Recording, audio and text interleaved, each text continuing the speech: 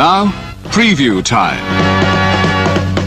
So let's take a look at what's coming your way.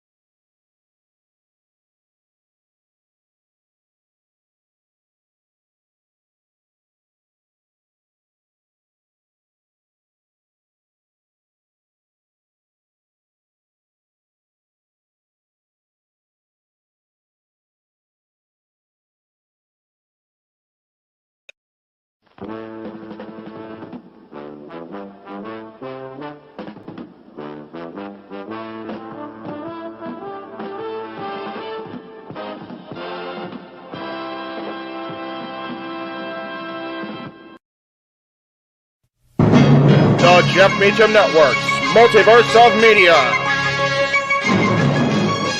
For over 15 years, the recognized symbol of excellence and the standard bearer in coverage of sports and entertainment.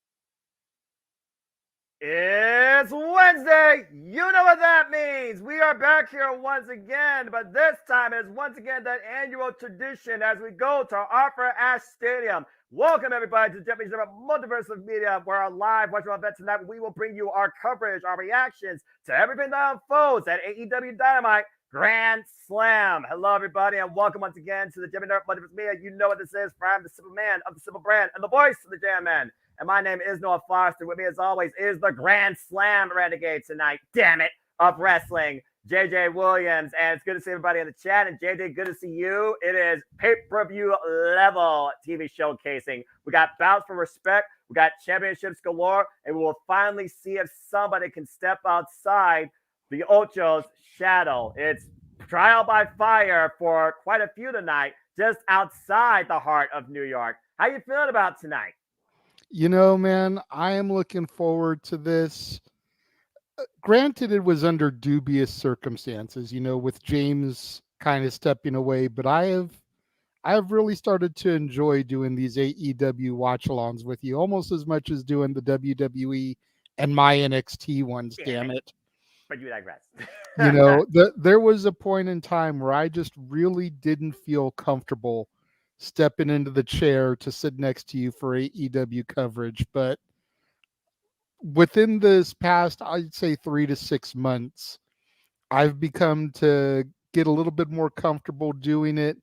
I feel better about my knowledge of the product to where I can actually, throw more than, oh yeah, I remember when that guy wrestled on the indies out here. I knew him then.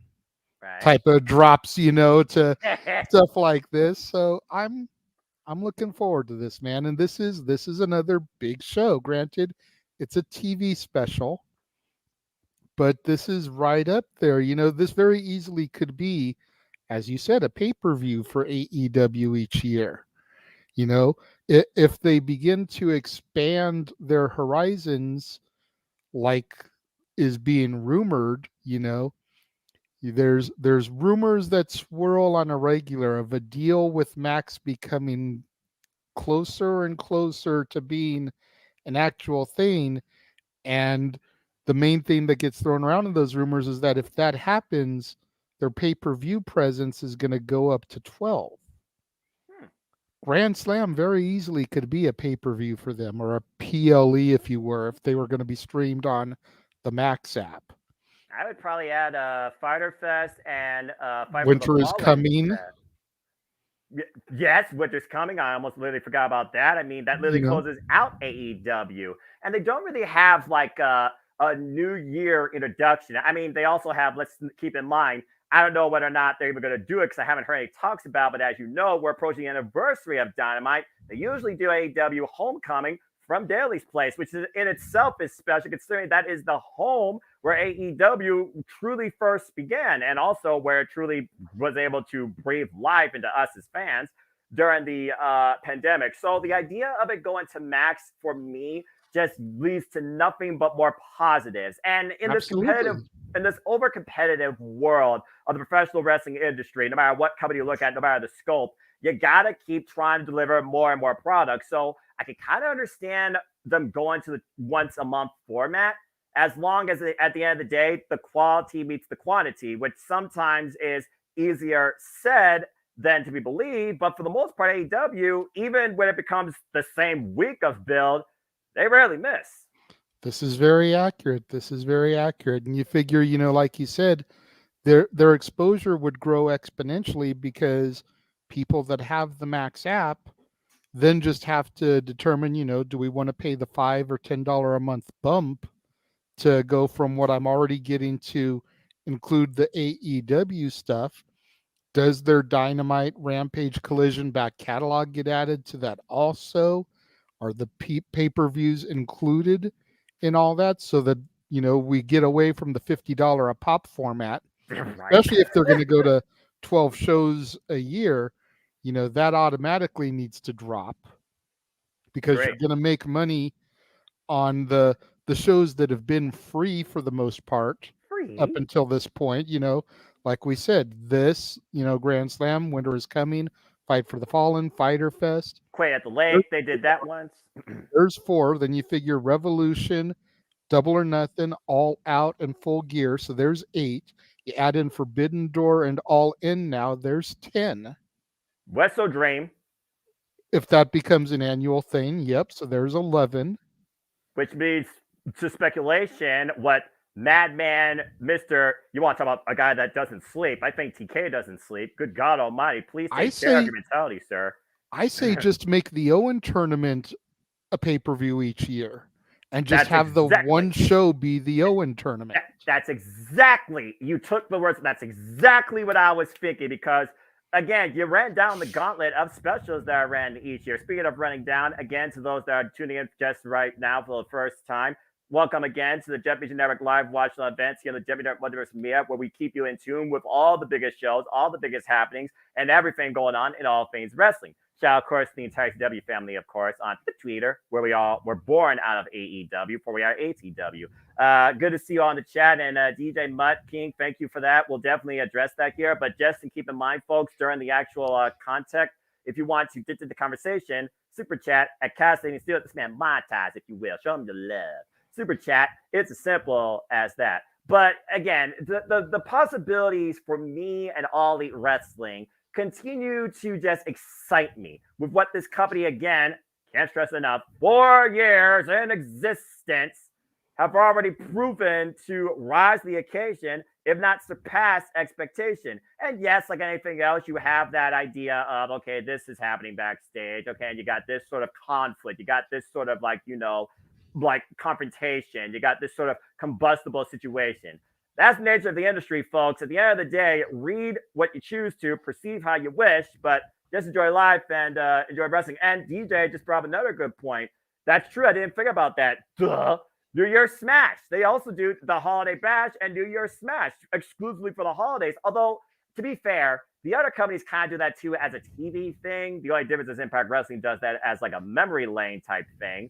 WWE and AEW do that as their own special thing. So maybe necessarily doesn't need to be part of the Max thing, because I feel you do have to have a balance of premium content, which is what the Max app should be for. And you do need to have once in a while the TV specials to keep you going, such as our Ass Stand, which has really become a highlight each year. We've had debuts, we've had big moments, we've had shockers, we've had championship changes, and if nothing else, the devil we welcome home in open arms, which I'm sure we'll talk more about here later. But thank you for that, DJ. I forgot about that. Speaking of shockers and debuts, let's just go ahead and get the elephant out of the room. You know, DJ Mudking, Zach, regular contributor to the Stat Boy Sports Bar. Appreciate it. Do we see Edge tonight? Oh, that tease by Christian. What did he say when he set up this match? I was not with my regular partner.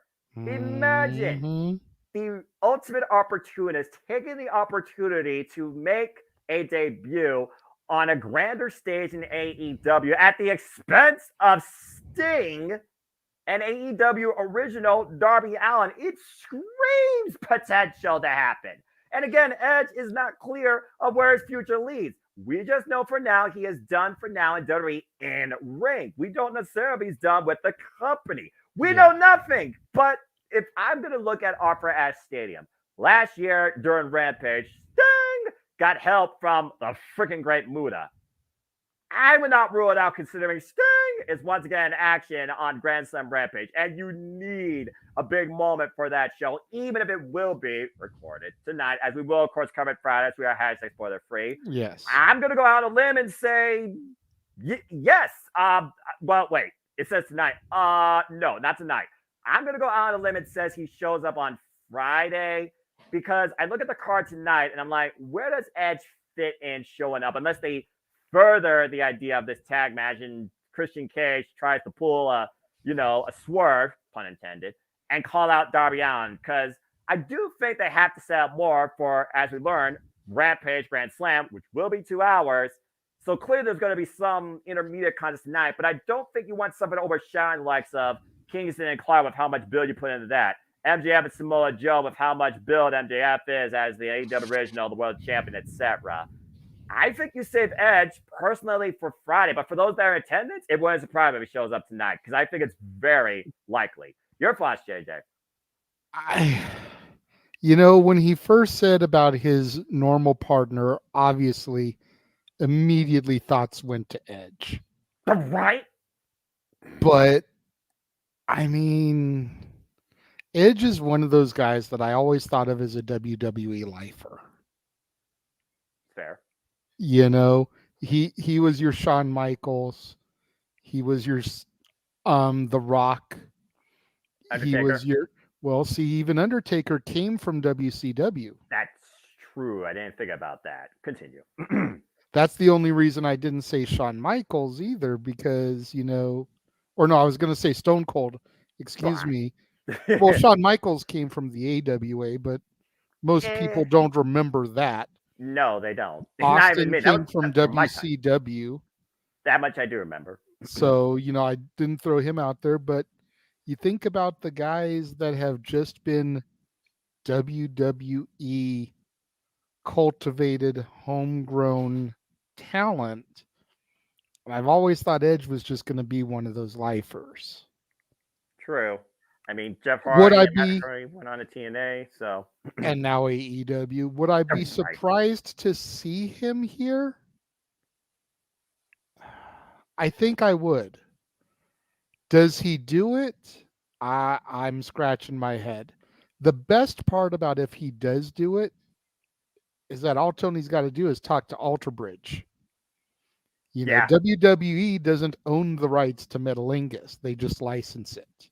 Right. So Thankfully. all Tony's got to do is talk to Alter Bridge, license the rights to Metalingus, and he can use the same song. They can even just re-record him doing the "You Think You Know Me" to play at the beginning of it, and bam, just virtually the exact same thing. It writes itself. The screen goes black, and all of a sudden you hear "You Think You Know Me," and the place explodes. By the way, I love the adjusted set. Apparently, a big old curved screen, by the way, too. Look at AEW slowly upgrading their presentation. King, good to see you. Shout out to my brother from ATW. We are ATW, of course. Stay tuned for me and the King of the other ATW fam for a new ATW impromptu next week, following or pre-reviewing Wrestle Dream. Oh, next week's going to be busy as hell. John Cena, yep, that's another OG straight out of the OVW. And truth be told, I would say he is definitely WWE lifer. I could never see that man showing up anywhere else. Well, the funny thing is that if you talk to him, as you know, me and Jeff have that insider scoop. Right. There was a period of time during the Money in the Bank angle with Punk where he was that close to going to Impact. Brother. And Vince like, oh no, you're not gonna dismiss me, the satisfaction. And then of course Triple H rise to power, say John Cena. He was so over it that he was that close, but he chose not to. There's only 2 times I can recall in Cena's career that he was just over it. It was that moment and the moment where you thought he wasn't going to be part of WrestleMania 31 when Stephanie reminded him, it's not what WWE would be without John Cena. It's what John Cena would be about the WWE. And a big piece of humble pie that day. Yeah. Just saying. Matthew, good to see you. I don't see her showing up, but it could be boss time as much as I'm not a fan of her either. Again, fans are fans. I just think Tony needs to stop doing debuts and try to elevate the talent he has. Well, you say that. Let's look at this card. Again, MJF is the AEW World Champion. He is AEW original. He is a generation talent. He is truly, I would say, one of the faces of AEW. Eddie Kingston is that anomaly that has made AEW his home and has grown successfully from it in the fans' eyes and in himself. You look at, of course, Chris Jericho that led the likes of Sammy Guevara, Daniel Garcia. Of course, Sammy and him right now, trial by fire.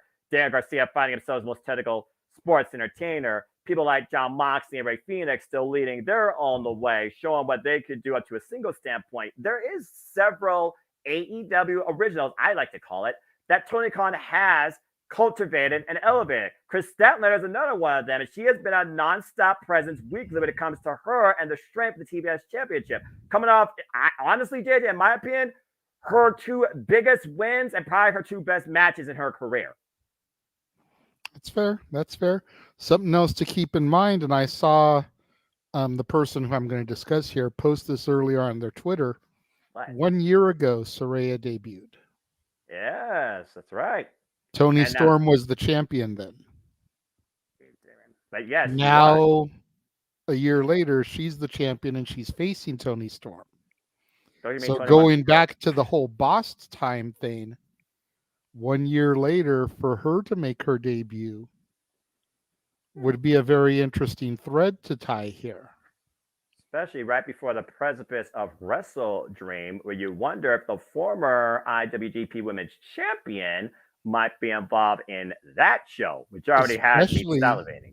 Especially since Mercedes Moné is the one who injured Saraya, costing her career all those years. And it goes back to JJ's favorite phrase, which I will let him say right now as I simply do the nod. Long-term storytelling. Simple as that. I do think we're in for some sort of surprise tonight, though. I just feel like Arthur Ashe Stadium is a special stage for moments like that to unfold in AEW. And that being said, JJ, we are literally just a little bit under 10 minutes out. Why don't we go ahead and bring people up to speed with what's ahead tonight? Let's go ahead and talk about this first match here, which I do feel like people are going to kind of sleep on. But for those that don't know, this is the second time that Jon Moxley and Rey Fenix have faced each other in singles action. There's, of course, coming off that previous bout that was a banger on Dynamite, where Rey Fenix got clocked with a crowbar, was ran off, not powerball in. Jon Moxley right now, the third AEW International Champion, fourth defense in 18 days, JJ. Let's put that into work ethic here. Of course, an original of AEW. He right now comes in here, once again, trying to see if Rey Fenix can, put up or shut up against him. Rey Fenix looking for revenge and looking to take his championship. For me, it's one of those things where I do wonder, what can we expect of Jon Moxley on this run? To what extent? What caliber of challengers in and out of AEW? Again, Wrestle Dream on the horizon. Can we expect, now that Orange Cassidy's been humbled and no longer champion, he kind of feels like he's missing a piece of himself, I'm being honest with you, from his latest vignettes.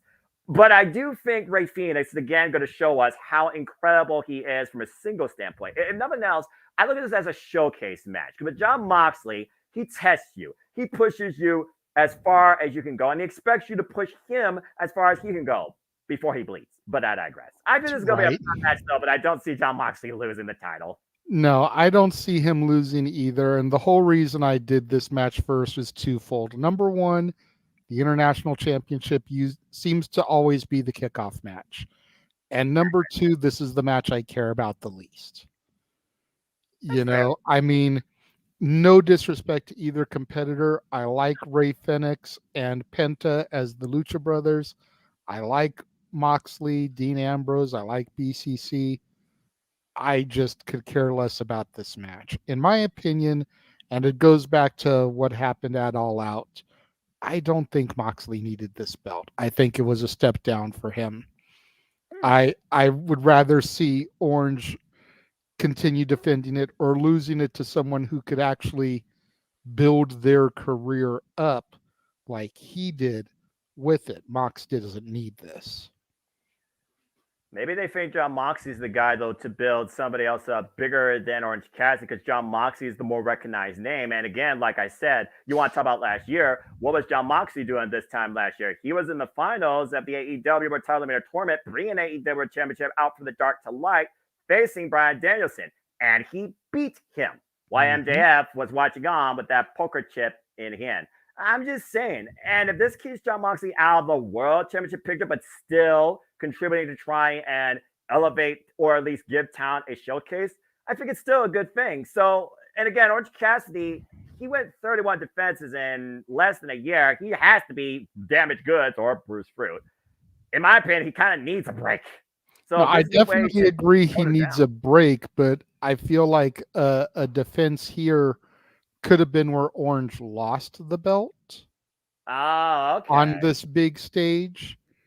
Not quite pay-per-view, but still something extravagant because it's Arthur Ashe Stadium.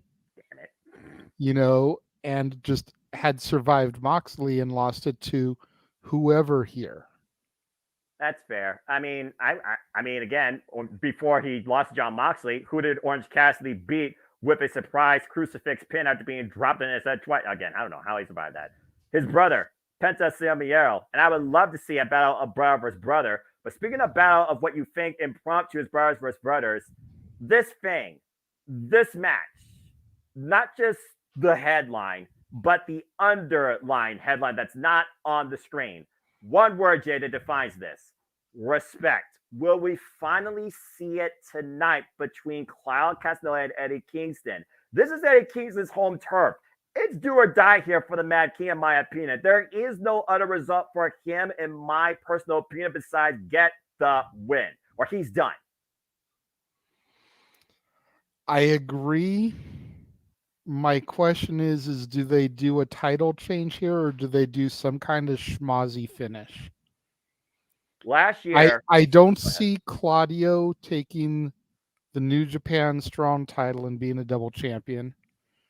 And I don't see Kingston being a double champion. Oh, I'm nervous. That's what it comes down to for me is fair. I don't know how much Claudio goes to Japan, so forgive me, but I don't see him getting that belt because I don't hear his name in a lot of New Japan shows. And maybe it's just personal bias against Eddie Kingston, but I don't think he's worthy of being a double champion. I can concede giving him the Ring of Honor title. I can't concede him being a double champion. He's just not worth it, in my opinion. He's not that good. It's almost one of those things where Claudio keeps saying you had so much potential and you failed to reach it. Cape Rare, good to see you, by the way. And honestly, it goes back to Opera Ash for me 2 years ago. It was 2 years ago in Opera Ash Stadium where Bryan Danielson took on Kenny Omega in an AEW World Championship Eliminator match. It went to a 30-minute draw. Now that I think about how personal these two go back, you look at the video package narrated by Taz. You look at the sit-down interviews of Priest Coleman and Tony Schiavone. You look at the fact they used to live together. Went for Chicago, went for Ring of Honor, went for the Indies. Eddie Kingston said, Claudio went to the land of make-believe. Everybody said, Eddie Kingston, you had this potential. You fell in love to it. You just have a pity party. Eddie Kingston admits, yeah, I get it. I push everybody away. That's the disease I live with. But this is my home, and there's one thing I always have with me no matter what. That is hope. And he has the biggest form of hope possible. His family and his home turf. This is Yonkers. This is New York. The only way that I could see this somehow still not even being settled, but still have more life to it. I even told you, I thought they were going to draw us out the final battle. I did not expect them to do this. The whole thing that caught me off guard was title versus title, but I look at more at this personal vendetta. I remember that Paquette says, Eddie Kingston, you need to freaking fix this. I don't think it gets fixed tonight, and I really don't think it gets settled tonight. I think this goes to a 30-minute draw. I think that this still continues. I just cannot see Claudio losing the prestigious Ring of Honor Championship, nor Kingston losing the first singles title he has since 2018 that goes back to truly what saved his life, Japanese professional wrestling. I can't see neither of these men without the title on their shows in this graphic, and that basically makes it somewhat easy for you, JJ, in my opinion. I hope for a draw or no contest. Yeah, I would say either a time limit draw or do a finish like they did with Max and Cole, where they did a double pin. You know, both men's shoulders are down, both men are covering the other, ref counts to 3, and that's how it ends. You know, you can even try and do the 5 more minutes, though, and be like, no, you had your shot. A man without honor will never be Ring of Honor World Champion. And then where I do see this being settled is Final Battle. Thank you. It will be the final battle between these two men. That's where Eddie gets the ROH title. You and I talked about, you even like had the second guessing, how do they bring it out to Final Battle? Here's your bridging point. Period. Again, for me, this is the most emotionally driven bout on this card tonight. This one has my attention the most and concern. See, and this is the one that I care about the next least as compared to Moxley Fenix. And that's only because of my personal feelings towards Kingston. Which is I've never been a fan of his. But again, you talked about Marilyn Monroe. Excuse me. You talked about Toni Storm, who, I'm just going to say it right now, she's lost her freaking damn mind. And of course, her whole promo thing cracks me up, though. Chin up, tits out, and watch out for the shoe. All right, before I let JJ lead this feature presentation of a match, JJ, I'm going to ask you straight out. Does Toni Storm throw a shoe tonight during this match? Oh, absolutely. I would be pissed off if she didn't. Legit, dude. It's like watching... It's like watching Abuela with the chancla. Like, for real. That's what I feel like it's coming to with her throwing the shoe, for real. I think Saraya keeps the title. Because I think Tony's had enough time with it, and they need to build some legitimate new champions. We can't just keep having the same 5 people, you know, in the title picture winning the championship. Yeah, I think Tony loses. I think maybe Mercedes shows up so that we can set up Mercedes versus Saraya at Wrestle Dream, because that's a money match right there, especially when you factor in, as we discussed earlier, the fact that Sasha Banks, Mercedes Moné, is the one who injured Paige Saraya. So to have that callback 5-6 years later, whatever it is, for this championship at Wrestle Dream, that's money. With a capital M, not Monet. That's Monet with a Y. And I agree again. You saw Monet was there at Wembley Stadium seeing Saraya win the championship. King, I still stand by what I said. But yeah, the fact that right now Toni Storm is literally just outside the epicenter of Broadway and throwing this theatrical character dynamic into her showcasing, I'll say it, it's bloody brilliant, but it's still ridiculous. And Muhammad, thank you, by the way, for tuning in. Wow, I'm tired. We hope that you enjoy the pre-show conversation as we are just mere seconds away as I got credits now for whatever's on TBS. And Big again, Bang folks, Theory. there you go. And again, folks, we are about to go live for AEW as we look at this trial by fire and proving ground. It wasn't surprising this is actually the opener, JJ, considering, again, you talk about AEW Day 1, Chris Jericho. By the way, let me know when you see Brits on your screen. When I see who? A Britt Baker on your screen. Oh, she's already been gone. Okay, we're good. I'm ahead of you. I'm at the AEW logo. All right, I'll let you know when I'm there.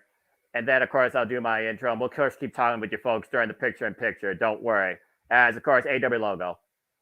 Ladies and gentlemen, boys and girls, professional wrestling fans of all ages, you see the beautiful skyline of the NYC. It's Wednesday night, and you know what that means. AEW Dynamite Grand Slam is live, and so is our coverage here on the Championship Multiverse Media live virtual event tonight. Hello, everybody, and welcome once again to the Championship live virtual event here at the Multiverse Media. You know what this is, I am the Simple Man of the Simple Brand, the voice of the J-Man, and my name is Noah Foster, forever all elite, here tonight with the Grand Slam Renegade, J.J. Williams, packed capacity crowd on hand, and there you see the Ring of Honor World Champion warming up with Little Yuta. Again, will Eddie Kingston finally rise to his potential? Will respect be earned? Who will leave with 2 championships? A lot's on the line tonight, JJ. Are you ready to go? I've been ready. Hey, Riccaboni, it sounds like the voice of Ring of Honor on the call. It looks like this will be our opening contest. Wow. Oh boy, talk about We're starting starting off high. with that. Wow. Okay. And like I said, 2 years ago, Kenny Omega, Bryan Danielson opened up the Grand Slam with a 30-minute banger that went to a no contest. Claudio Castagnoli, who has been the reigning Ring of Honor World Champion now for 284 days, a 6-0 record this year, but he's already had 10 defenses, including most recently against Rocky Romero. And as we saw in Call JJ at AEW All Out, it was Claudio Castagnoli with a Yuta that got the better of Eddie Kingston and Katsuyori Shibata with what he calls his Swiss death, that ridiculous, rapid European uppercut. I can't recall the last time I saw a match won by something as simple as a European uppercut. And Claudio did that on pay-per-view. It's because Claudio's the GOAT, dude. I love Claudio Castagnoli. Who better than the Swiss Superman to win a match with a European uppercut? I'm just saying. Who's better with a European uppercut than Claudio Castagnoli? I dare you to find a better name. William Regal? We'll talk more about that later. He's not active. I'm not. The caveat. You didn't say better active competitor. You just said better with the European uppercut. So that's fair. You figure Regal was a mentor for Claudio Castagnoli, so it makes perfect sense. How much sense does it make for Eddie Kingston to open up on his home turf in what he calls home, his family, his land, the land of those that grown, that came far from desperation, came from the streets, made it to the big leagues. He never left the Indies. He still says Claudio left him, refused to do business with him. Eddie Kingston stayed true to who he is, and whether you agree with it or not, Eddie Kingston is accepted what he is, but he cannot accept the fact that Claudio Castagnoli has not worked with him nor shown him respect. It is not just about 2 championships here. It is about selling a rivalry that goes 15 years in making and hopefully in conclusion. Title versus title. It's our opening contest, JJ. Here we go. Good Lord Almighty. I'm just waiting for that bell to ring. Listen to this crowd. Bell rings. We are underway. Look at the emotion right now in this audience here. They're ready for this. They know what they are there for. Oh, And right now, oh God, what a boot! And the chat, we're starting off hot. Again, we saw what happened with these two at Supercard of Honor. And we saw how much of a fight Claudio Castagnoli got out of the Mad King. To this day, that is the longest Ring of Honor World Championship bout in Claudio Castagnoli's illustrious reign. Oof. both men just trading punches and chops back and forth right now. Well, I mean, you're talking about Eddie Kingston. Nothing from him is going to be pretty, but it's damn sure going to be physical. Oof. You talk about Eddie Kingston's toughness. You talk about Eddie Kingston and his potential. You talk about his roughness. Yeah, he's not the guy you expect to see on your marquee, but he's proven how much love and how much he's willing to give to professional wrestling, even coming back from a hernia surgery earlier this year. Yeah, I will give Eddie Kingston that. You will not be able to deny his heart. You can take a lot away from Eddie Kingston, but you cannot take away his heart. Yeah, it's hard enough, though, to win here tonight. Even again, we talk about a home field advantage. How much does the home field advantage play with you or goes against you here in AEW right now? He's just willing away against him against the barricade. You talked about Claudio Castagnoli, how great he is, but again, he has no respect for Eddie Kingston. Well, oh, God! And there was no respect for that short-range lariat. Well, but see, why should Claudio respect him? It's like at the end of the day, Eddie Kingston is just jealous that Claudio Castagnoli got a deal with World Wrestling Entertainment and he didn't. You ever wonder if Eddie Kingston actually wanted to go to WWE? I've heard him in multiple interviews say he doesn't agree with that style. He doesn't like it. I mean, again, we talk about the style of Eddie Kingston. What does he hold himself to? He said professional wrestling saved his life, and that's Japanese pro wrestling, the King's Road style. Oh, the dragon screw leg whip. Damn, that move has to suck. That's about as King's Road as it gets. Kick to the knee. Again, we talked about potential, missing potential, not given the chance to show the potential. There's the gut wrench by Claudio. No potential there, just straight up power. Ugh. Gut Swiss wrench, Superman there. gut wrench power slam of sorts, turning Eddie Kingston up and around and planting him hard down the mat, finding Philly back at his knee. Again, how far does the hatred go with these two beyond what we've heard in these sit-down interviews? Again, Eddie Kingston said, Claudio used to live with me. He met my mother. He met my parents. Eddie Kingston dropping to a knee. Yeah, I don't know how personal their hatred is, but I've seen their rivalry go back to their days on the indie scene. I have watched them in matches before, both single and tag. Claudio with Chris Hero, part of the Kings of Wrestling, and Eddie with whoever he could wrangle up to take them on with. Yeah, we've seen Claudio Castagnoli roll up a high-class caliber of athletes nowadays, and Bryan Danielson, John Moxley, Wheeler Yuta, and of course under the tutelage guidance of one William Regal. Of course, he also, like you said, back in Ring of Honor, he was part of the embassy under Prince Nana for a period of time. And of course, the Kings of Pro Wrestling, Chris Hero, the Hurricane to the top of the head of Claudio. And Claudio just used his head quite literally to block that spinning back fist. That's innovative.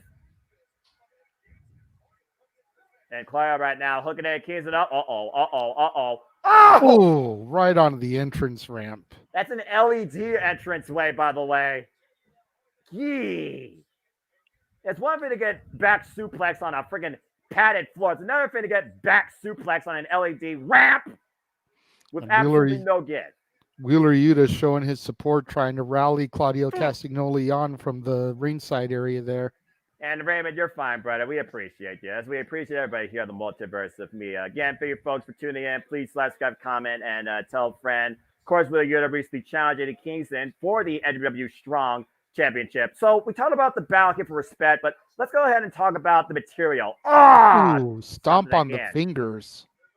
Well, I mean, that'll definitely render that Hurricane spinning back fist weaker. Nice clothesline, bringing Eddie Kingston back inside the ring. And thank everybody that's watching across all the channels here in the Multiverse of Mia. Please support everybody here in the Multiverse of Mia and all of our content, whether it's sports, movies, reviews, wrestling, Power Rangers, and everything else in between too. You never know what you'll find here on a daily basis here on the Multiverse of Mia. And we're happy to bring our passionate content to you. Oh, God, double stomp. Claudio just dominating right now, just really picking apart Eddie Kingston.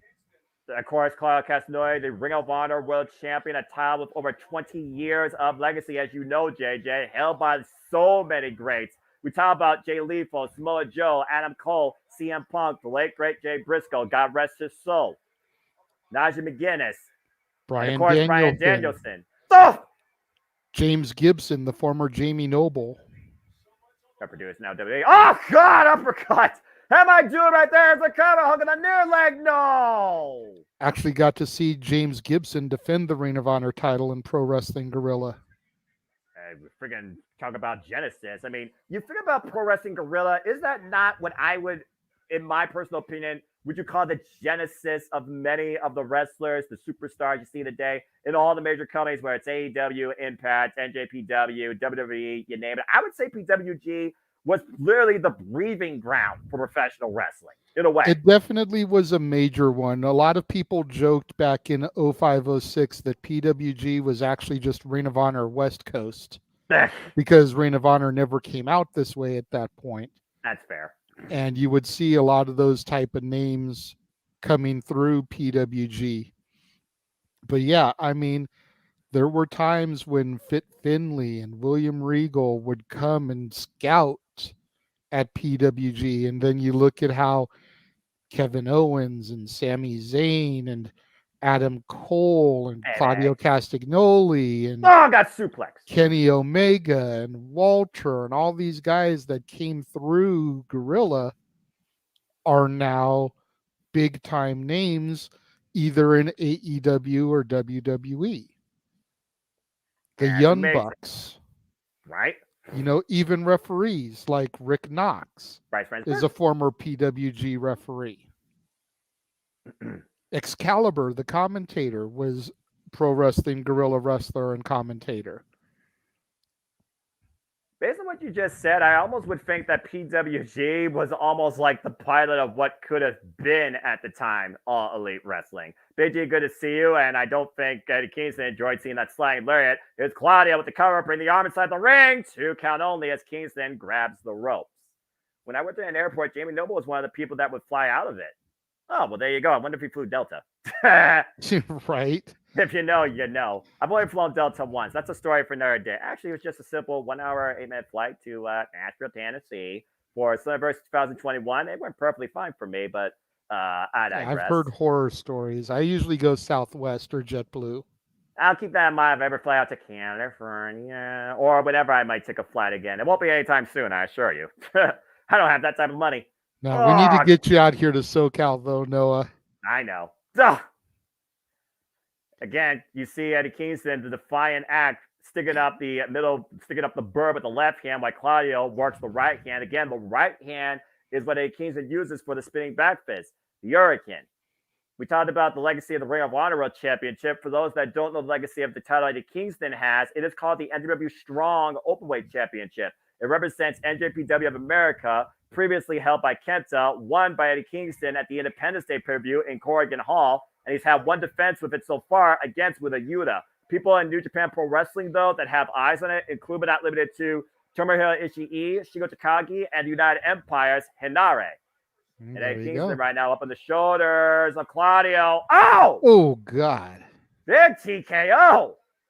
That might be it here, JJ Double Champion. No. And we are officially back from the commercial break of TBS at this point. The desire, the destination, the determination. Again, Eddie Kingston talked about the mentors, though. He wants to hold the Ring of Honor Championship with the likes of Low Ki and Hernandez held it too. Look at that, just disrespectful boot to the face. Like almost an Orange Cassidy style nonchalant kick that Claudio's given him. Like, you're not even worthy of my energy. Yeah, but look at Eddie Kingston, though. It's not wise to fire up the Mad King. We've seen Eddie Kingston in this state before, JJ. You think he's down and out. He somehow still continues to fight a way back in. And let's not forget what Eddie Kingston said. He will literally die for this championship. All a backslide too. Ooh. The scary thing is I believe him, and I don't want to see that happen, despite my personal feelings for him. Look, and nobody wants to see a death in the middle of the ring. I'm just saying. No. But I wouldn't mind seeing Kingston finally live up to the potential of the moment. Oh, 2.5. Again, that left arm was uncovered. You saw the way the Kingston distributed his weight. And stay tuned, folks. We'll be back this Friday, me and JJ, for AEW Rampage Grand Slam. 2-hour special Friday, 10 p.m. Eastern Standard Time on TNT. And we'll keep you in tune here on the WWE Multiverse Media too. And again, we are hashtag spoiler free for not only Grand Slam, but for SmackDown as well. Again, this is AEW Dynamite Grand Slam, Opera Ash Stadium. Our opening contest, title for title, over 15 years in brewing. The Ring of Honor World and the NW Strong Championship, both men showing the scars of battle. Look at Claudio's chest, JJ. Oh, yeah, I've experienced that before. Yeah, you could talk first point from that. You took a little chop off in a name of respect. And look at Claudio right now asking for more from Kingston. Oh, well, straight jab will definitely drop you. Just popped him in the mouth. Even with a bad but what right damage? fist. I was going to say, what damage did that do to Kingston, though? Like, you could see him wincing and shaking it off there. It might be, yeah, again, though, you got to put your own body at risk. Again, what does it mean to be a champion? What does it mean for these two to actually end this? Who wants to end it more, Claudio or Eddie Kingston? I think Eddie does. Well, again, I don't think Claudio cares at this point. I think Claudio just wants to move on. But Eddie feels like he's owed some kind of like closure. He's been looking for it for 15 plus years, according to the story we've heard with Shakara, with Ring of Honor, with AEW, with this unfolding. The fact that these two have not met each other prior to AEW since before 2010, when, like you said, Claudio, aka the former Cesaro, became part of WWE. And of course, rise to success, United States champion, WWE Tag Team champion. Definitely set a bar for the tag team division within WWE. Ain't that the truth? And I think he's setting a bar tonight for Ring of Honor World Championship. Again, we talk about the legacy of this title. Of course, Claudio Castagnoli, this is his second run after winning against Chris Jericho. And again, the mindset of Claudio has completely changed. It's not about passion. It's simply business. If someone's going to beat me for this title, they have to be better than me. And we still ask the question, can Eddie Kingston actually achieve that? Well, not with a freaking, oh, God! Well, now with a combination like that, Claudio hooks the leg, gets 2.5. Woo! And Matt Helms, good to see you. Appreciate you also here in the chat.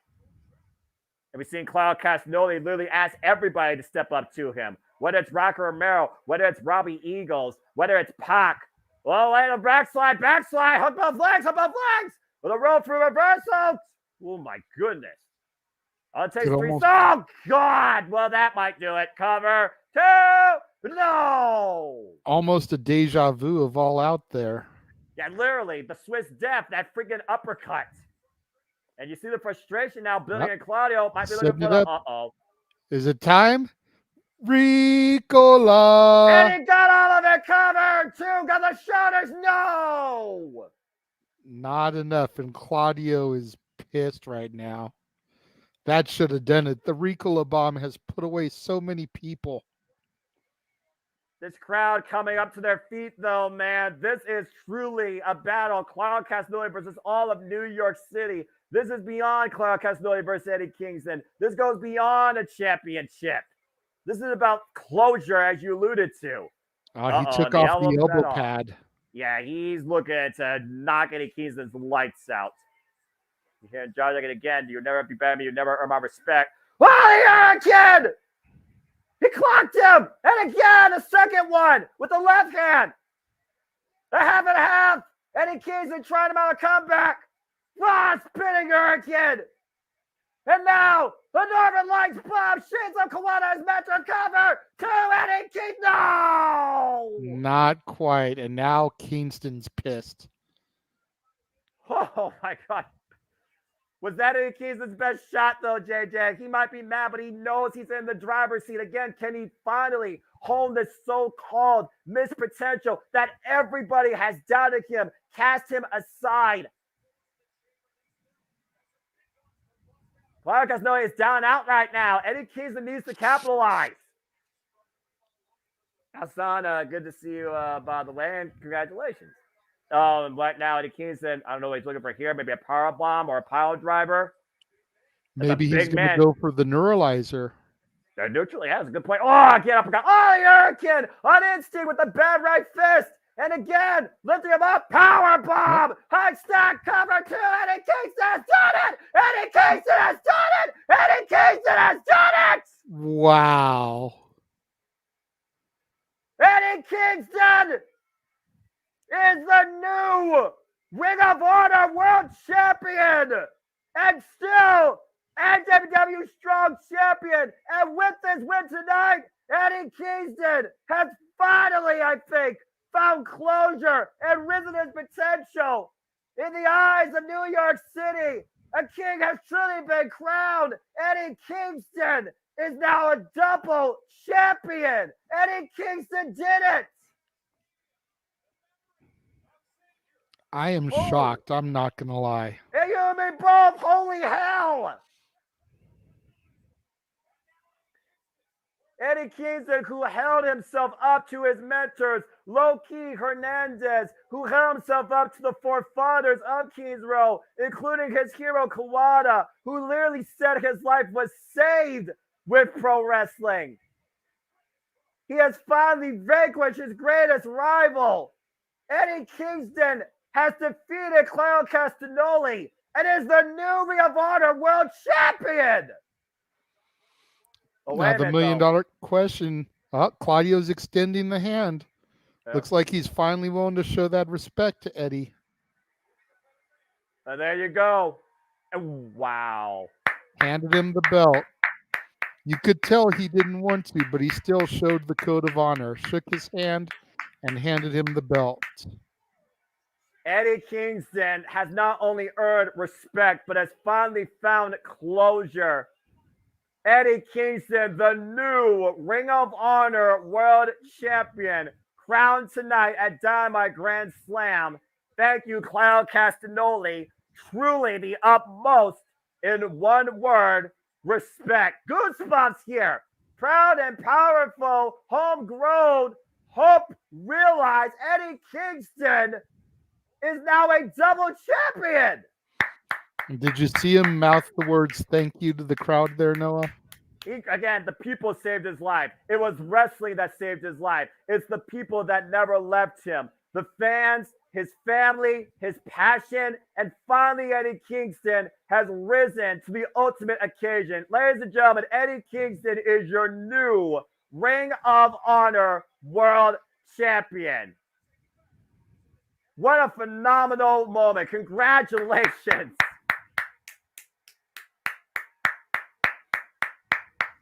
All hail the Mad King. Well, as we go back from, as we look back from last week's events with Roderick Strong, as we try to recover from, that was a bigger moment than the Yankees winning the freaking World Series. Right. Oh, brother. Let's go ahead and take a look at the chat here as we just got a little bit of vignette. We'll talk more about that with MJF and freaking Samoa Joe. Good match. Now time to get Claudio out of the Blackpool Combat Club. That's a fair shout out. And your new World Heavyweight Champion, Eddie Kingston. Yes, sir. Mad King is now a dual champion. Absolutely earned it.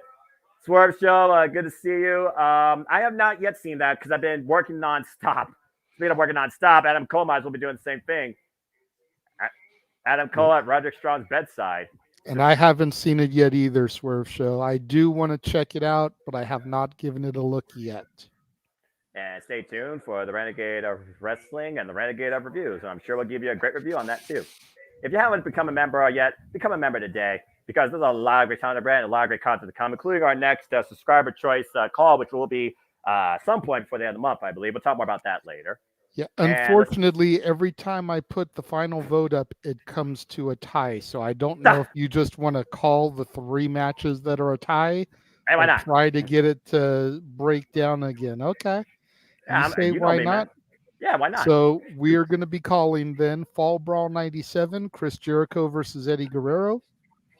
Unbreakable 05, Christopher Daniels versus AJ Styles versus Samoa Joe. Yes. And In Your House 10 Mind Games, Shawn Michaels versus Mankind. All right, then. That is the loudest bed I've ever heard in my life.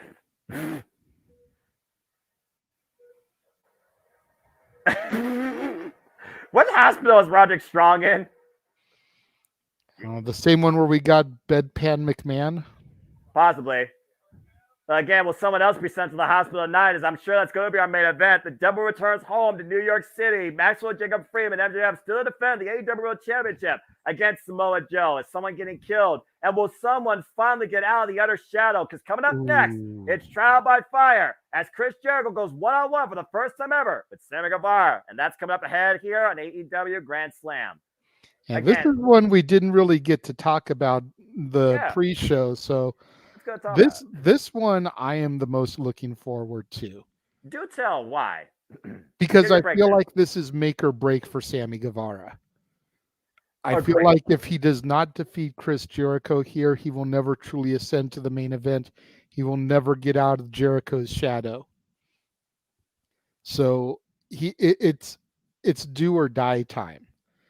And I think Sammy Guevara is going to do it, despite the fact that I was not his biggest fan. He's definitely won me over here with his work in the last few months. Jericho is a legend, undeniable. Nothing is ever going to take away the Ocho's accolades.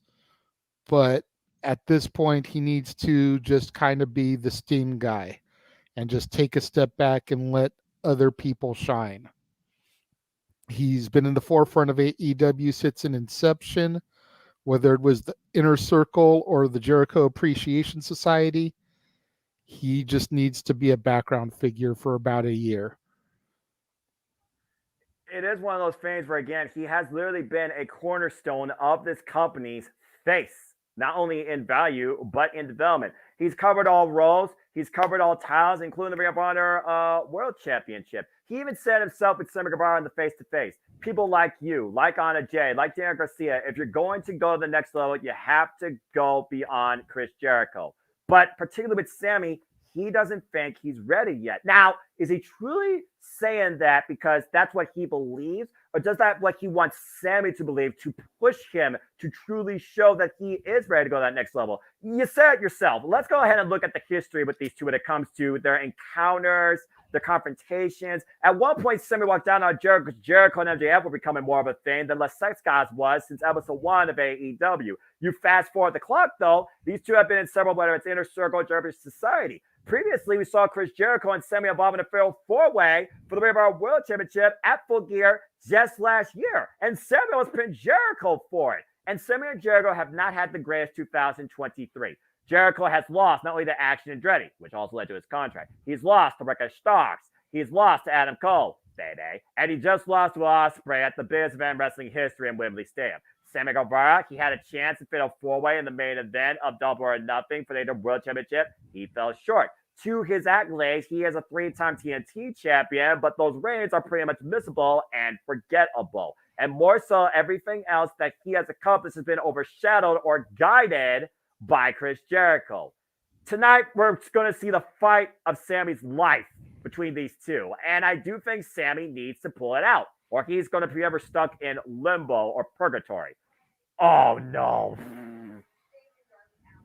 And as I talk about being stuck, let's go ahead and get stuck with the self-professed greatest father of all time and the self-proclaimed face of TNT holding the title that's not his. But you know what? Ever since that title, belonging to him or not, has been draped over Captain Charisma's shoulder, it has begun to mean something again.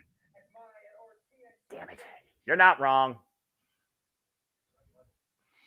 And we talked in the pre-show about how Edge could fit in to tonight. This match right here, Jericho versus Sammy Guevara, is how he could fit in, as Jericho and Edge are former tag team champions. And Christian adding another wrinkle to the TNT picture. He's figuring of giving Darby Allin another chance in a triple threat against him and Luchasaurus with Sting banned from ringside. Wait, what? Hold the phone. So Not only do they have the tag match at Rampage Grand Slam, but if Darby survives that, Christian is offering Darby another chance at the title in triple threat against both him and Luchasaurus with Sting banned from ringside. Did I hear all that correctly? Yes, you did. That's quite a hellacious bargaining chip. But now a moment of silence as Arthur Ashe Stadium has their Judas moment. All hail the Ocho. And Lionheart, the Wizard, La Demo God, La Champion, the Influencer. Insert catchphrase, insert name here. There's only one Chris Jericho with a Dynamite singles record of 26-7-1. He truly is the Madonna of the wrestling industry, constantly reinventing himself to fit in with the modern day trends. King of innovation, king of reinvention for 32 years at freaking 52 years of age. Aubrey Edwards will be our official for this match, by the way. Aubrey Edwards, of course, the official for Chris Jericho's first ever match in AEW against against Hangman Page for the AEW World Championship. You want to talk about people that go all the way back with Chris Jericho in AEW? Aubrey Edwards has pretty much been under the influence of Chris Jericho when it comes to her development and also her key timing in referee situations. Who can forget Stampede going to the coach's tent? But that being said, that's still afterthought here. To go with your point, JJ, again, Chris Jericho, the first ever AEW World Champion, former Ring of Honor World Champion, multiple time WWE Heavyweight Champion, the most occurring Intercontinental Champion, and of course, a former IWGP Intercontinental Champion. Now looking to finally see if Sammy Guevara can go to that next level. Oh, why got black screen? What the heck's happening? I was going to say, this must be some kind of grand entrance for Sammy. Wait a second! Well, Sammy did say he highlights Chris Jericho, right? Does that look familiar, JJ? Yes, it does. All hail the Ayatollah of rock and rolla. A light-up vest and a live performance. All right, Sammy. Sammy Guevara looking to go to the big time tonight. Again, the last member of their circle and their side member to stand by Chris Jericho. 2023 singles record of 10-2. You think about the lyrics of Sammy Guevara's theme, "The future of mine's on the line." I would say that's pretty much definitive with this match tonight. I completely agree. You know, like we said on the commercial break, this is do or die for Sammy Guevara. If he loses this match, he may as well go home, take care of his wife, and be dad. Of course, we want to see Time Elton next year. Again, congratulations. I wish you all the best and the safe delivery of your newborn daughter. Big Easy right there. Here we go. Nice live performed by Easy, by the way. All the stars out tonight, once again, are for Ash. Isn't that right, King? I know you're watching. Yes. And what's funny is, remember what they said? After this match, let's go after the AEW Tag Team Championships. Originally, that was the direction that Chris Jericho wanted to take Sammy and himself in. And now we have this new development. And it's one of those things we look at it all the time, whether it's tag teams by heart or tag teams just made based on invention. There's always going to be one that wants to outshine the other. In this case, we know which one outshines the other. Sammy needs to prove to Jericho that he can out-wrestle him tonight and outsmart him. Oof. Brother, since day one here at AEW, just squaring off here. Oof. Now, is it a brother's situation, or would you consider it more father and son? Well, I did say back at AEW Double or Nothing in the Fatal 4-Way, it was an AEW retrospective, so I think the father and son dynamic, to your point, holds more true. Nice drop kick there. Sammy Guevara, of course, has youth and speed on his side. Jericho has savviness and experience on his. Can we get Sammy Guevara versus Speedball Mike Bailey? Yeah, take picture. Take picture. Also, I agree. Oh! Yeah, got him in the eye there. Again, you can't show off here tonight, Sammy. You have to put up or shut up. Oh, nice roll up there. Cover. The 1 count. They're able to kick out inside cradle. Hook of the leg. 1 count again. And Sammy going for quick pins here. Oh! Of course, talk about the wear and tear, though, that Chris Jericho has faced his entire career, but how he's reconditioned his body and changed his offense over the years. Oof. Oof. Those chops in the corner take me back. Flashbacks. There's a lot of similarities you could draw here between Sammy Guevara and Chris Jericho when it comes to their mannerisms and their just over pompous style to hug the spotlight. Double underhook. What is this? Oh! Backbreaker. Double underhook backbreaker of sorts. Sammy Guevara Beautifully finally executed. Yeah, exactly. Double underhook, of course, on the ropes. Went for the wrecking ball, clothesline. Ooh. Sammy was able to get out of the way. Jericho right now finding on the back foot. Sammy Guevara looking to pick up speed. Stood 100 for the celebrate. Sammy Guevara flies! Corkscrew tornado wipes out Jericho. Sammy Guevara taking flight. Throwing him back in the ring, knows that that's the only way that he can truly defeat Jericho and end this rivalry. Big cross body might do it. Hook of the leg. Position cover. 2 count only. Great move by Sammy, though. Again, wearing down the core. We know Chris Jericho loves to go for the walls. What if Sammy tries to pull out Page out of Jericho's wall? What if he tries to go for the walls tonight? Instead, might be looking for the GTH. The counter. The callbreaker! Man, out of nowhere. But look at Sammy rolling outside of the ring. Veteran instincts, getting away from Jericho. Very least getting right to where the ropes are. Again, the ropes could be your saving grace in this match or in any sort of situation. I would say the ropes right now are literally the guardian angel to Sammy Guevara if he has any chance of beating Jericho here. But again, it goes back to what we talked about, the experience and savviness of Jericho. That one knee cold breaker, might I add, that sent Guevara into the ropes, whether it was inadvertent or not. And right now, Jericho hooking Sammy on the apron. Uh-oh. This is not going to end well. Nothing good happens when you're on the apron.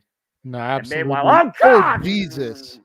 Vertical suplex off the ring apron onto the mat at ringside. Granted, that is a padded mat, but it is not that thick. And you wonder who is going to get back into this. Stay tuned as we continue talking to you folks about this match and so much more as we go to Restaurant Quality Picture-in-Picture. Yeah, again, I'm not sure who got the worst of that. Again, on the fly offense by Jericho, throwing Sammy Guevara to the floor. But you see, Jericho might be a little bit more worse for wear. Take a look at the replay here, JJ. Watch what they land. I was going to say, you would assume off the get that Sammy Guevara would be the one to take the most of that because he's the one the move's being executed on. But you've also got to figure out the fact that Jericho executing the maneuver can't really crink his neck the proper way. If he drops that too quickly, if he lets go too soon, that's a broken neck. And at Jericho's age, you know, the body doesn't heal as quickly and as proficiently as it did when he was Sammy Guevara's age. So you got to be careful with that type of stuff. Jericho firmly back in control, though. To your point, again, we talk about the wear and tear. Let's not forget, this man once took a friggin' one-wing angel on a stack of chairs. His neck has never been the same since, and he's never taken that move since either. I don't know what he was thinking back at Wrestle Kingdom 12 when he did that. If you haven't watched that match, JJ, you need to. What was he thinking? He was thinking steal the show. Well, I'll tell you this much. Considering they literally prelude Kazuchika Okada and Tetsuya Naito, they very well might have done that. Sammy gets back in the ring before the 9 count, and Jericho once again back on the attack. As we take a look at some of the comments here. King with the music knowledge. That is Monteezy Jones rapping Sammy to the ring. That's Swerve's co-host on the Swerve Today podcast. Thank you for that, my brother. King Mike here, Y2J and Sammy. Marshall with a question here. Do you think Jericho will ever put his career on the line and do a storyline similar to Ric Flair 2007-2008, where if he loses our match, he must retire? JJ, what's your thoughts on that? Again, we talk about it's our cradle, it's our cradle. 2 count, as you were. I could see him doing a loser leaves type of storyline where he would leave AEW and go back to the E for one final 1 year run before going in the Hall of Fame. Right. But I don't know if I would see him doing, if he loses a match, he's got to retire. You know, doing as they said here, the Ric Flair or even Mickey James's last rodeo. I mean, you know, You figure Mickey James probably would have lost and retired by this point if she hadn't got injured. It's the only reason she's still going. But I don't know. I could see Jericho doing a thing where if he lost, he would leave AEW. And then, like I said, go back to WWE, get put in the Hall of Fame, do like a 1-year glory run before officially hanging it up. But I don't know about the Flair angle. You? I don't think the Flair angle necessarily, but I do think he is owed at least one last run in WWE. If nothing else, definitely should be in the Hall of Fame. If AEW grows enough to a degree, I give it 10 years, and they start a Hall of Fame, Jericho should be the first induction, in my opinion. But it also goes back to that whole conversation, chasing the dragon. Again, Chris Jericho is 52 years old and has been in this business now for 32 years. And yes, he's also a full-time music performer, but he also is part-time professional wrestler. He's also been host, podcaster, Jeff knows, of course, cruise line host. He's done everything in and out of the fields of entertainment and wrestling. So it's one of those things where I do wonder what Jericho wants to do. It's like, Spanish Fly! And that'll be the end game for Sammy Guevara to finally beat the Ocho Kid tonight. 2.5. Always loved that move. Yeah, and it's so beautifully effective when it's hit, as well as a clothesline where, again, it's not so much the impact, it's the landing. Cover, 2, no. Yeah. It's one thing to hit that Spanish Fly off of the top rope like most people do, but to kind of just grab him and do a standing one like Sammy did is just a thing of beauty. Yeah, on the fly, quite literally, as the name implies. Jericho just showing complete disrespect, pulling him up by the hair. But again, Jericho said he's not going to hold anything back, and he expects Sammy to do the same. He wants Sammy to bring out absolutely everything. Prove you can beat me. Prove that you don't need me. Codebreaker! Sammy! Whoa, Sammy! Cross the cutter, hung both legs too! No! Not quite. And again, I was talking about it earlier. Will Sammy go into Jericho's playbook? He did just that. Great counter wrestling.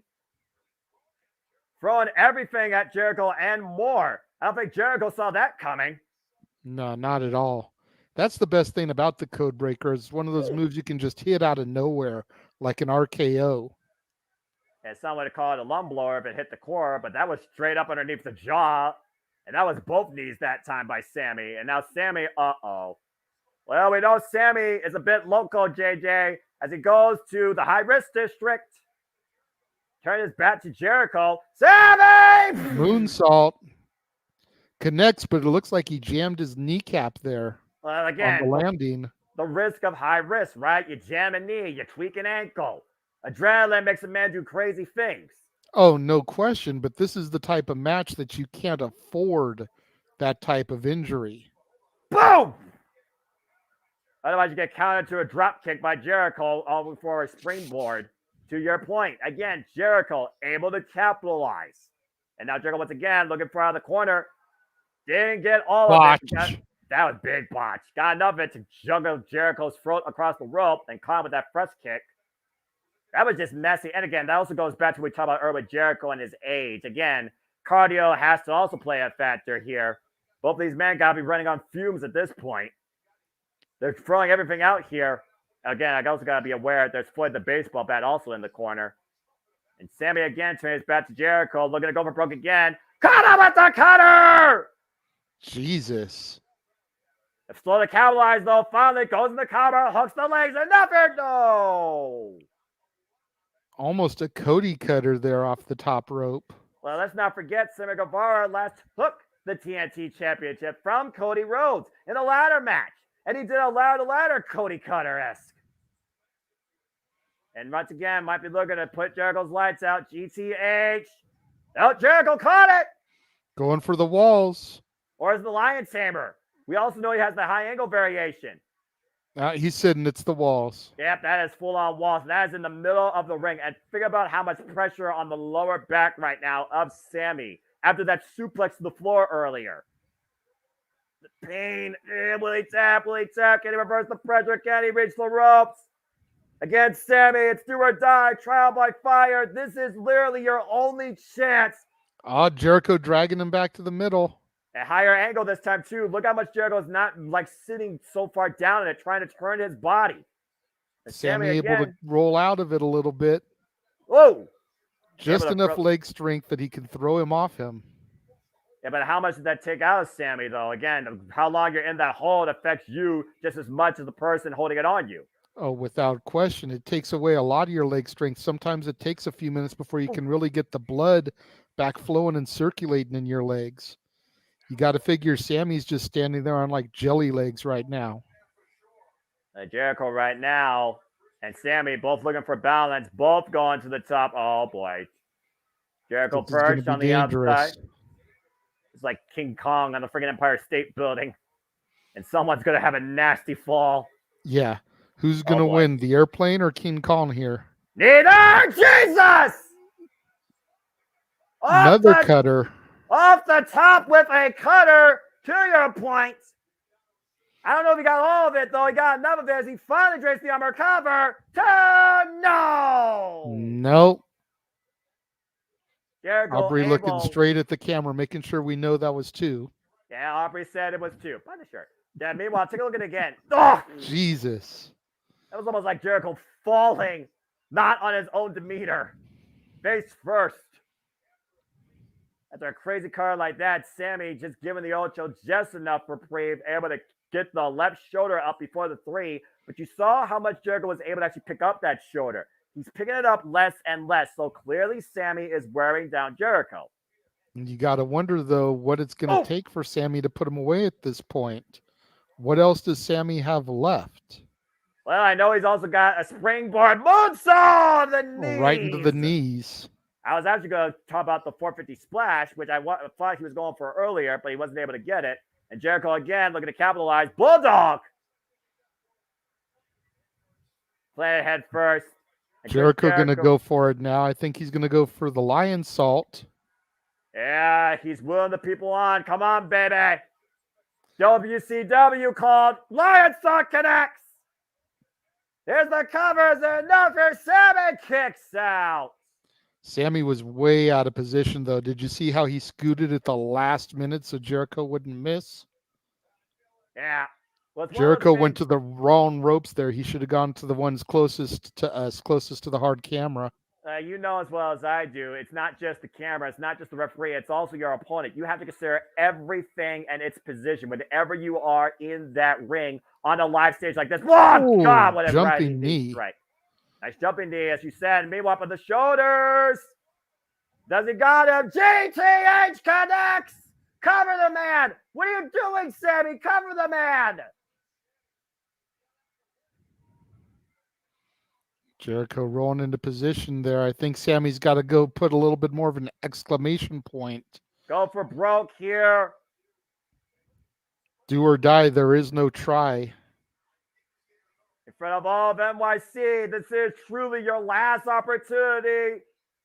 From the heights of the Empire State Building here at Opera Stadium, Sammy Guevara looking to ascend. Ocho in the drop zone, shooting. Oh! Code breaker.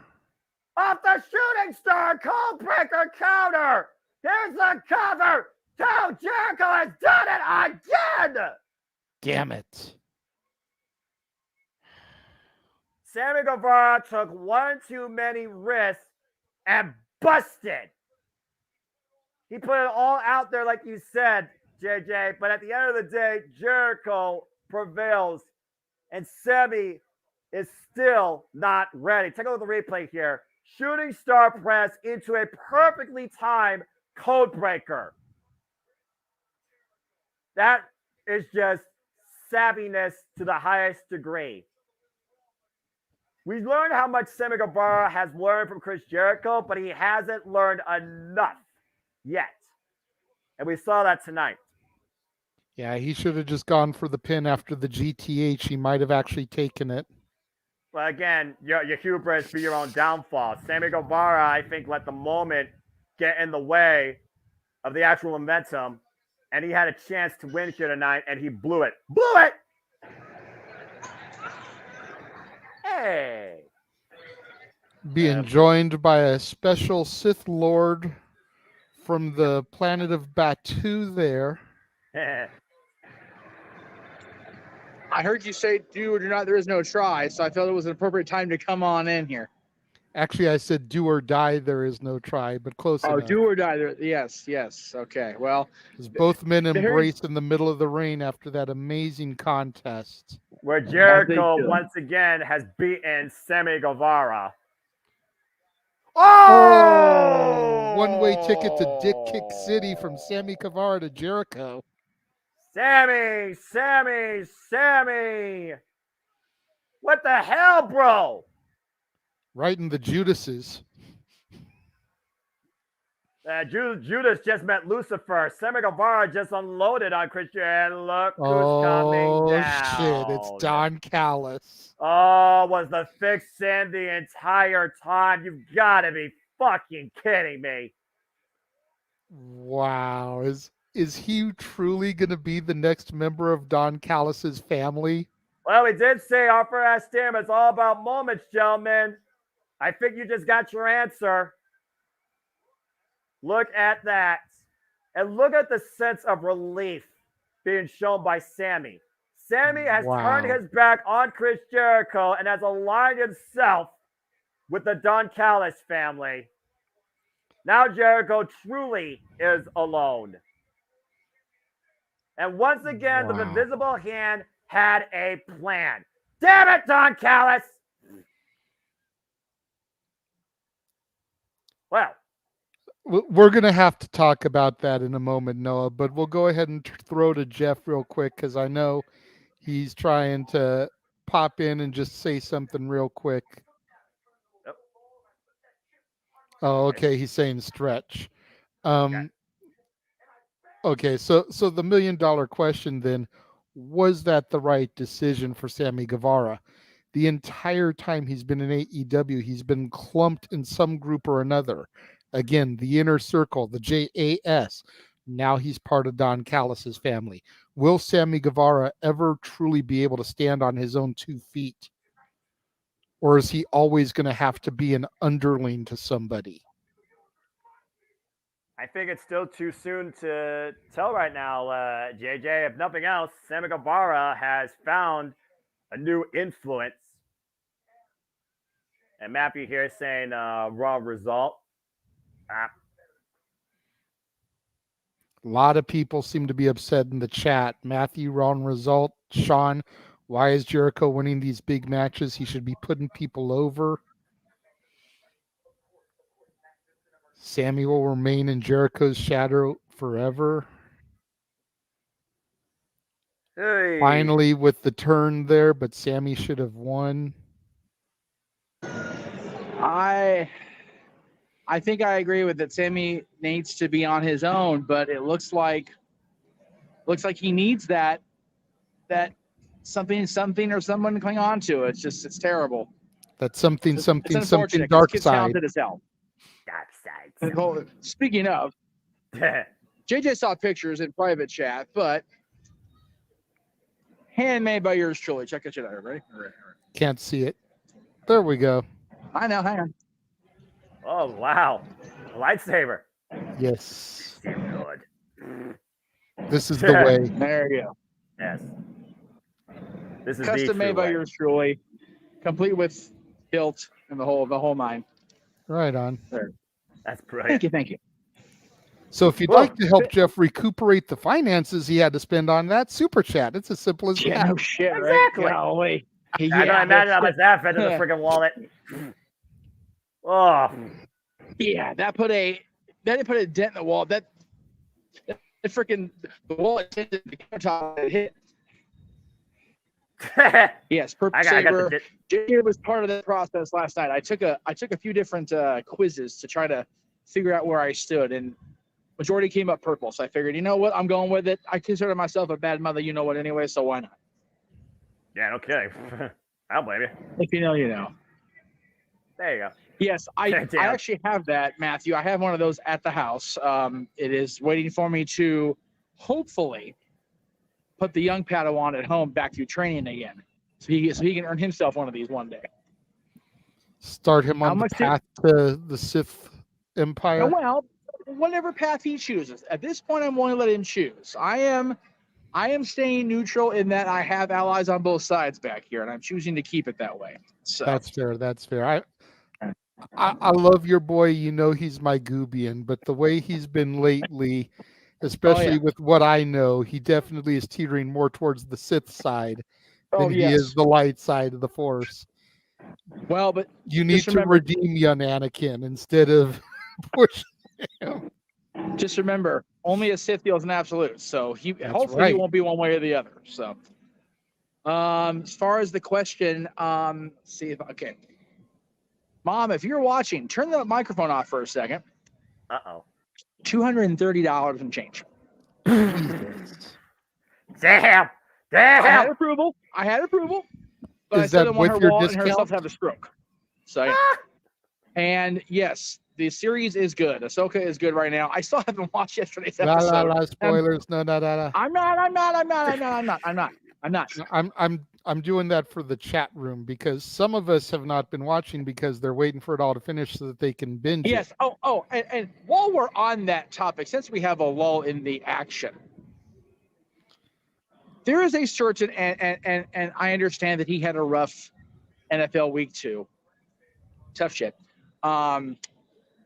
Somebody who has been deemed the Meltzer of the multiverse, he's understand that when you post about something on the Book of the Face and it proceeds to comment on your own post with images, the images show up on the timeline. So last week's episode of Ahsoka, if you didn't get a chance to watch and you follow this Meltzer of the multiverse, something dark side will be inflicted upon him for doing this. Fair enough. No, seriously, folks. I understand I can easily have come back at me. We'll just stay off social media. I shouldn't have to. Ding. Oh, here we go. Well, speaking of the dark side, here comes the BCC. We already had Claudio earlier. That was our curtain jerker. What was it? What an opener. We already had Claudio earlier. That was our curtain jerker. Claudio and Eddie opened the show? No kidding. And your new Ring of Honor champion. Yep. No way. Yep, he did it. He did it. He freaking did it. You know what? Here, hang on. Let me see if I can do this properly. Hang on. Let's see if I can. I salute Eddie Kingston. I really do. Hey.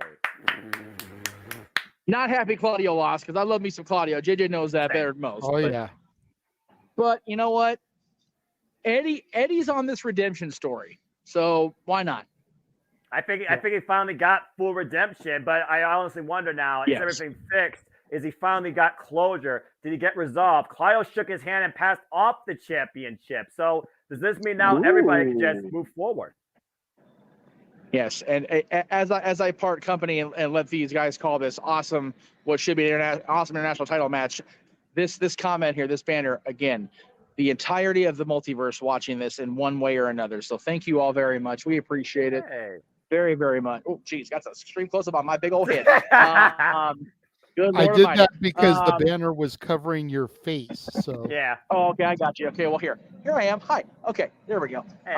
Thank you all very much for watching. I will try to pop in after Dynamite's over, depending on how long you guys go, but I will be en route to Hollyweird after that, so it may not be possible. But you will see me tomorrow, both during and after Impact, because after Impact will be Talk Wrestling for the weekend. So there you go. So thank you to Greg and Maddie earlier and Big G as well. And thank you to you gentlemen for calling this. We will see you guys, if not tonight, then tomorrow for Impact 1000 Part 2 and as well as Talk Wrestling. And here comes the beautiful and talented Ray. So I'm going to go say hello to my fellow resistance fighter. You all guys have a wonderful night. There you go.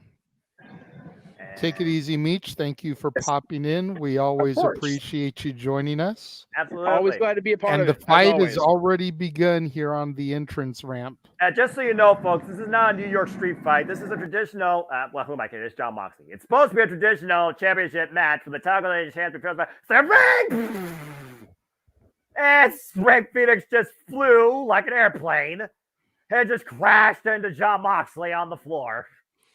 Elizabeth, very quickly, you've only missed 2 matches so far. You missed Claudio versus Kingston, title for title, and you just missed I'm blanking already. That's bad because Jeff kind of being here threw me off. I got you. So we had 2 matches. We saw Eddie Kingston versus Clark Snowy top on our opener, and we just had Chris Jericho versus Sammy Guevara. Jericho and Sammy. Jesus, how can I fucking forget that with Sammy? A lot's happened so far, JJ. And to be fair, believe it or not, brother, we just hit the hour mark. Oh! Not to mention all the little vignettes. You got Christian Cage and his death challenge for the TNT Championship at the expense of Darby Allin, trying to end him once and for all. And that's the bell now officially rings after that prelude of action there. Well, it's Jon Moxley and a pissed off Ray Phoenix. What do you expect? That's fair. I'm just saying. Ray Phoenix got clocked with a crowbar. Would you not want to tear the person apart that did that to you? Again, that's fair. Looks like referee Rick Knox for the official in this match. There's another person you're well aware of. Nice sunset flip, the cover, reversal. Moxley, reversal, cover, 2. They're starting off hot, fast, and furious as I expected. Not the Hollywood Cinema Series either. Whoa! Nice handstand, missed the kick, blocked the shot, arm ringer, open palm strike. Don't blink, by the way, folks. This is Lucha Libre at its finest. Ray Phoenix makes the ropes feel like air. Right. The way Ray Phoenix walks ropes is death-defying to me. It's ridiculous. Oh, God! And that's just effective fist to face. Okay, I feel like I got ahead of you again somehow. Oh, yeah, it buffered for a sec. No worry. As I just saw, curb stop him in the damn mat. Did you see? Let me know when Moxley starts doing mounted punches. I got you. And cover, kick out too. And now in the mount position and punch the mount punch. I got you. Very good now. Did you see the way that Ray Phoenix's neck bent on that curb stomp? That's scary. Yes. That was That's what caught me when I said curb stomp. Jesus. that was brutal. Anyway. Shades, of course, of Moxley's former Shield brethren, Seth freaking Rollins. Congrats to Seth Rollins, still, of course, WWE World Heavyweight Champion, and as voted by PWI, the #1 wrestler. Moxley, number 3, the entire Shield on top. Believe that. Rebound. Oh! Well, so much for that rewind. That got disconnected. Yeah, right. And Jon Moxley right now, just a brawling style so far. Look at the way his chest, though, is already. All the chops so far. How many chests have been concaved in by chops tonight so far? Good grief. I'm not trying to count. Good. Oof. I'm not encouraging it. Oh. And Ray. Well, here we go, audience. Enjoy your interactive part as you get a Ray Phoenix. And for $10.99 plus shipping, you can take home Ray Phoenix tonight at Bravo Stadium. Right. Good grief. I still want to go to one of the shows at the Lucha Brothers store here in Pasadena. I think that'd be awesome. Whoa! Like, they legitimately do shows, it seems like once a month or every other month in the parking lot of their store. Stop! Double DDT. Do they do DDTs like that right from the barricade, chases the Viper with a double bird beforehand? I don't know. I've never been to one, but I want to go. Fair enough. If someone knows, please let us know. We would love to hear it. Jon Moxley taking control of the opponent. For those that are wondering what's happening, what the F's happening, it's Jon Moxley versus Ray Phoenix for the AEW National Championship. It's Jon Moxley, Lionel pressing the cover, 2 count. Jon Moxley is the 3rd AEW International Champion in this company's history, and this is his 4th defense in 18 days. Speaking of titles being defended, we still have Saraya versus Tony Toni Storm for the AEW Women's World Championship. And of course, MJF, the Devil, is welcome back home in our fashion, our main event, defend the AEW World Championship, the Triple P, against Samoa Joe and the Supreme King of Television. And that's still to come tonight here at Offer at Stam at AEW Dynamite Grand Slam. That's been nothing less of a party. Yeah, for real. This has just been an amazing show. You know, as you said, AEW rarely ever misses when they do stuff. And figure this is just a Dynamite. Yes, it's a special edition of Dynamite, but it's still, this isn't even a pay-per-view. And we've already got this much action going on.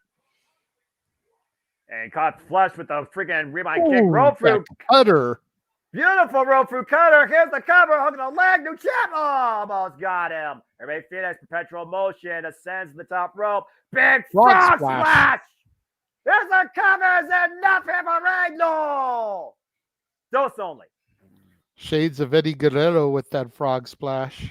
Rey Fenix bringing the Latino heat before the bell. Rey Fenix in fuego, animo. Now Rey Fenix is going to follow up. Oh my God!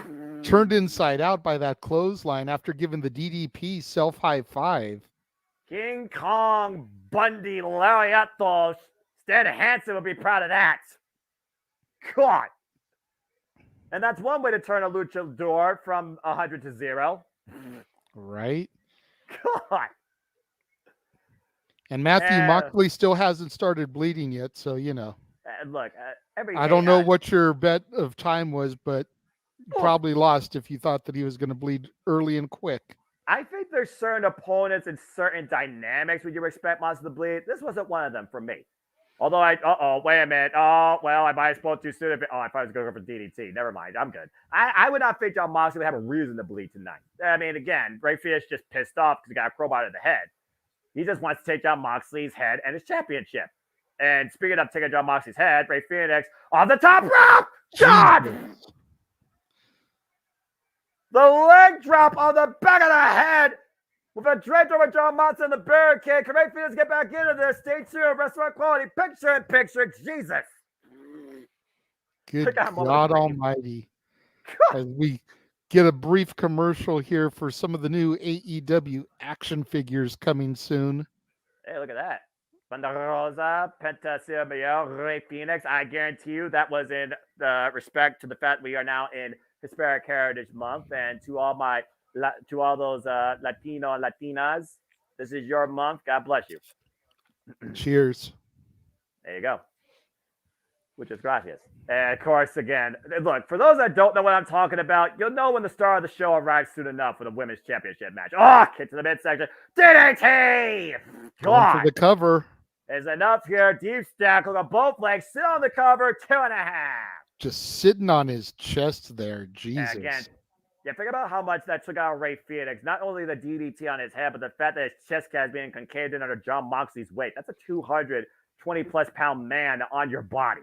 Granted, but I'm sure Rey Fenix is kind of glad it wasn't Samoa Joe or Keith Lee or somebody like that sitting on his chest. That's fair enough. And again, Samoa Joe will be on our main event. Keith Lee will be involved in Collision, renewing hostilities, it seems, with our old running mate from Ring of Honor, Shane Taylor, and the newest member of Shane Taylor Promotions, Lee Moriarty. The match is not yet official, but soon enough, JJ, you'll be basking a little bit of one glory on Saturday nights. Again.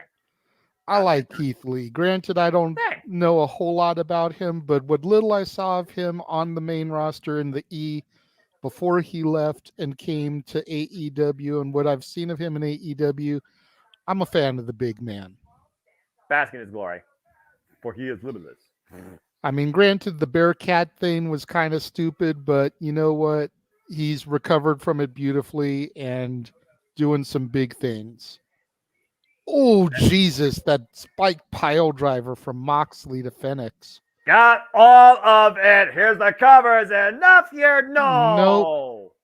Come on, now it's commercial. It's not going to end in the commercial break. I'm just going to tell you this right now, JJ. There has been, in the history of AEW, one match that has ended during picture-in-picture. Really?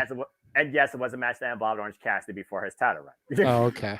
But yes, one match has actually ended, I kid you not, during the picture-in-picture. It was a long time ago, though. So while the Blue Thunder Bomb never wins a match has actually ended during a picture-in-picture. How about that? Oh, there you go. I still stand by the fact that Konosuke Takeshita will be the first one to win with a Blue Thunder Bomb. Mark my freaking words. And we're back live. Capacity crowd on hand. Dynamite Grand Slam. AEW International Championship on the line. John Moxley defending against Rey Fenix.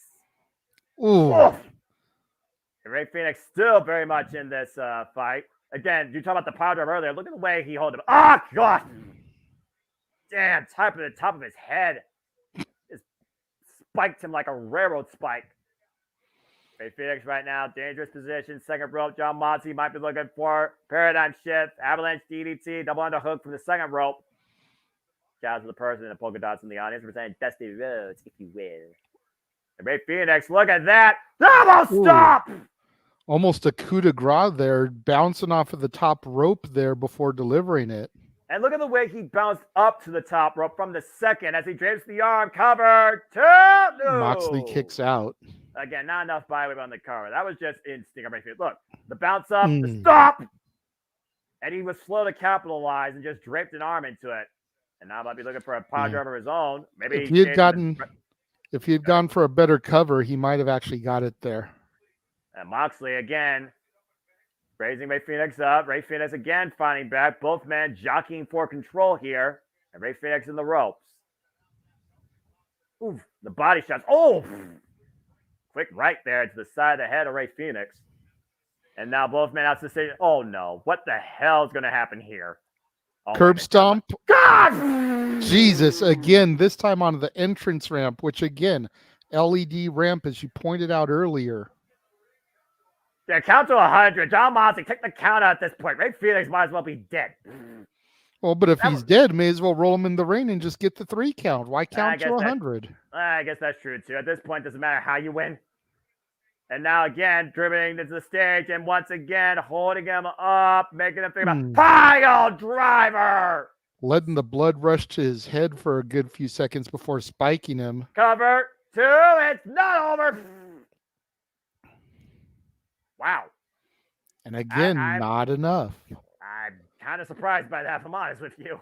Mox has got to be wondering what it's going to take now to put Phoenix away. Like, this dude is showing so much heart. A heart of a lion, heart of a champion. It goes back to that animal spirit, that lucha libre. Oh! Again, Ray Phoenix, yet to be a champion, singles champion, in AEW. Former AEW Tag Team Champion, former Ring of Honor World Tag Team Champion, former AAA Mega Champion, currently held by Hijo del Vikingo. AEW Trios Champion as well. Oh, yeah, that's right. And meanwhile, off the top rope, beautiful! Gorgeous swanton there, again, with that jump up to the top before bouncing and hitting it. 5 minutes carry. Ooh.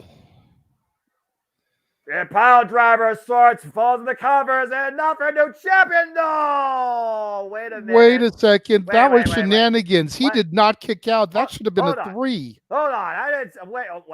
Well, the match continues. The Ray Phoenix going to go for it again, once again. Jesus! A second pile driver cover. 2.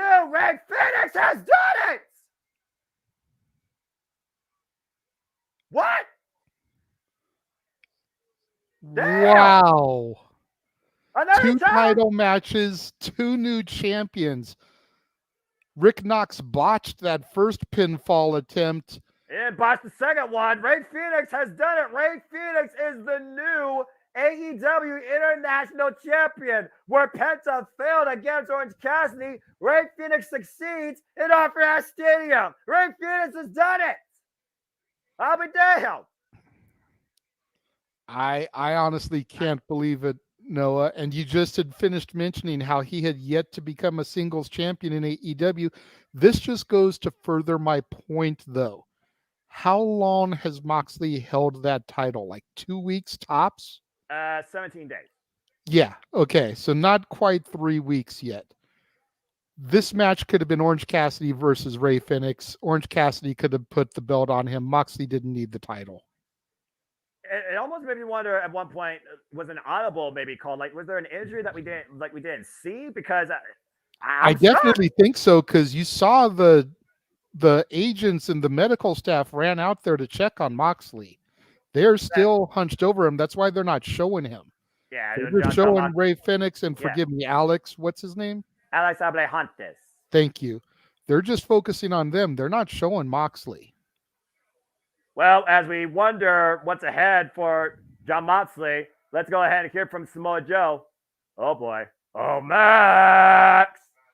That's definitely an upset, Elizabeth. But like Noah said, I think that was an audible. That's audible. Called. I think that's audible.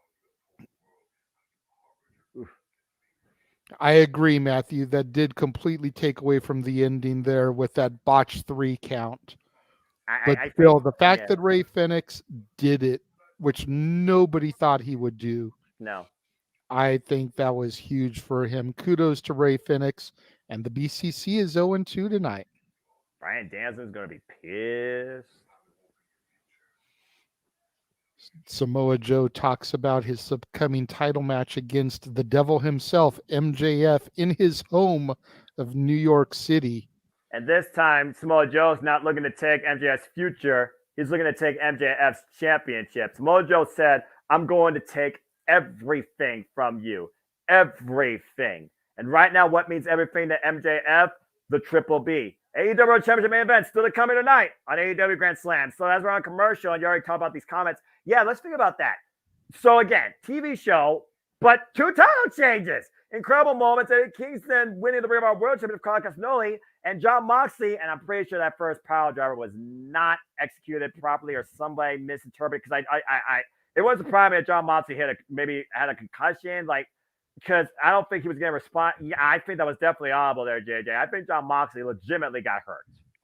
And we will definitely keep you guys up to date as we try to get a report, figure out what happened to Mox. That way we can update you. If we don't get a report to you tonight, look for us to give it to you prior to Impact 1000 Night 2 tomorrow. And stay tuned, folks, of course, as we are not stopping here anytime soon here at the Multiverse Media. Tomorrow will be coming to Impact Wrestling Part 1000 Part 2. Friday will be coming to AEW Grand Slam. 2 nights, folks, on your Friday night. And then me and JJ will start our journey to 40 as we look back at every WrestleMania, God help us, in WWE history. Yeah, that's going to be insane, watching the first 2 WrestleManias and filming that content as we lead into WrestleMania 40 next year. I think Jeff and I did the math, and we have to start on February 25th or something. Yep. So that every day we get a new one, not even counting the content and the watch-alongs that we're going to do normally for March. Yeah. So much coming. But while we do have this quick lull, while we are caught up on the comments, let's go ahead and show everybody everything else that's going to be watch-alongs right here across the multiverse of media. What I got?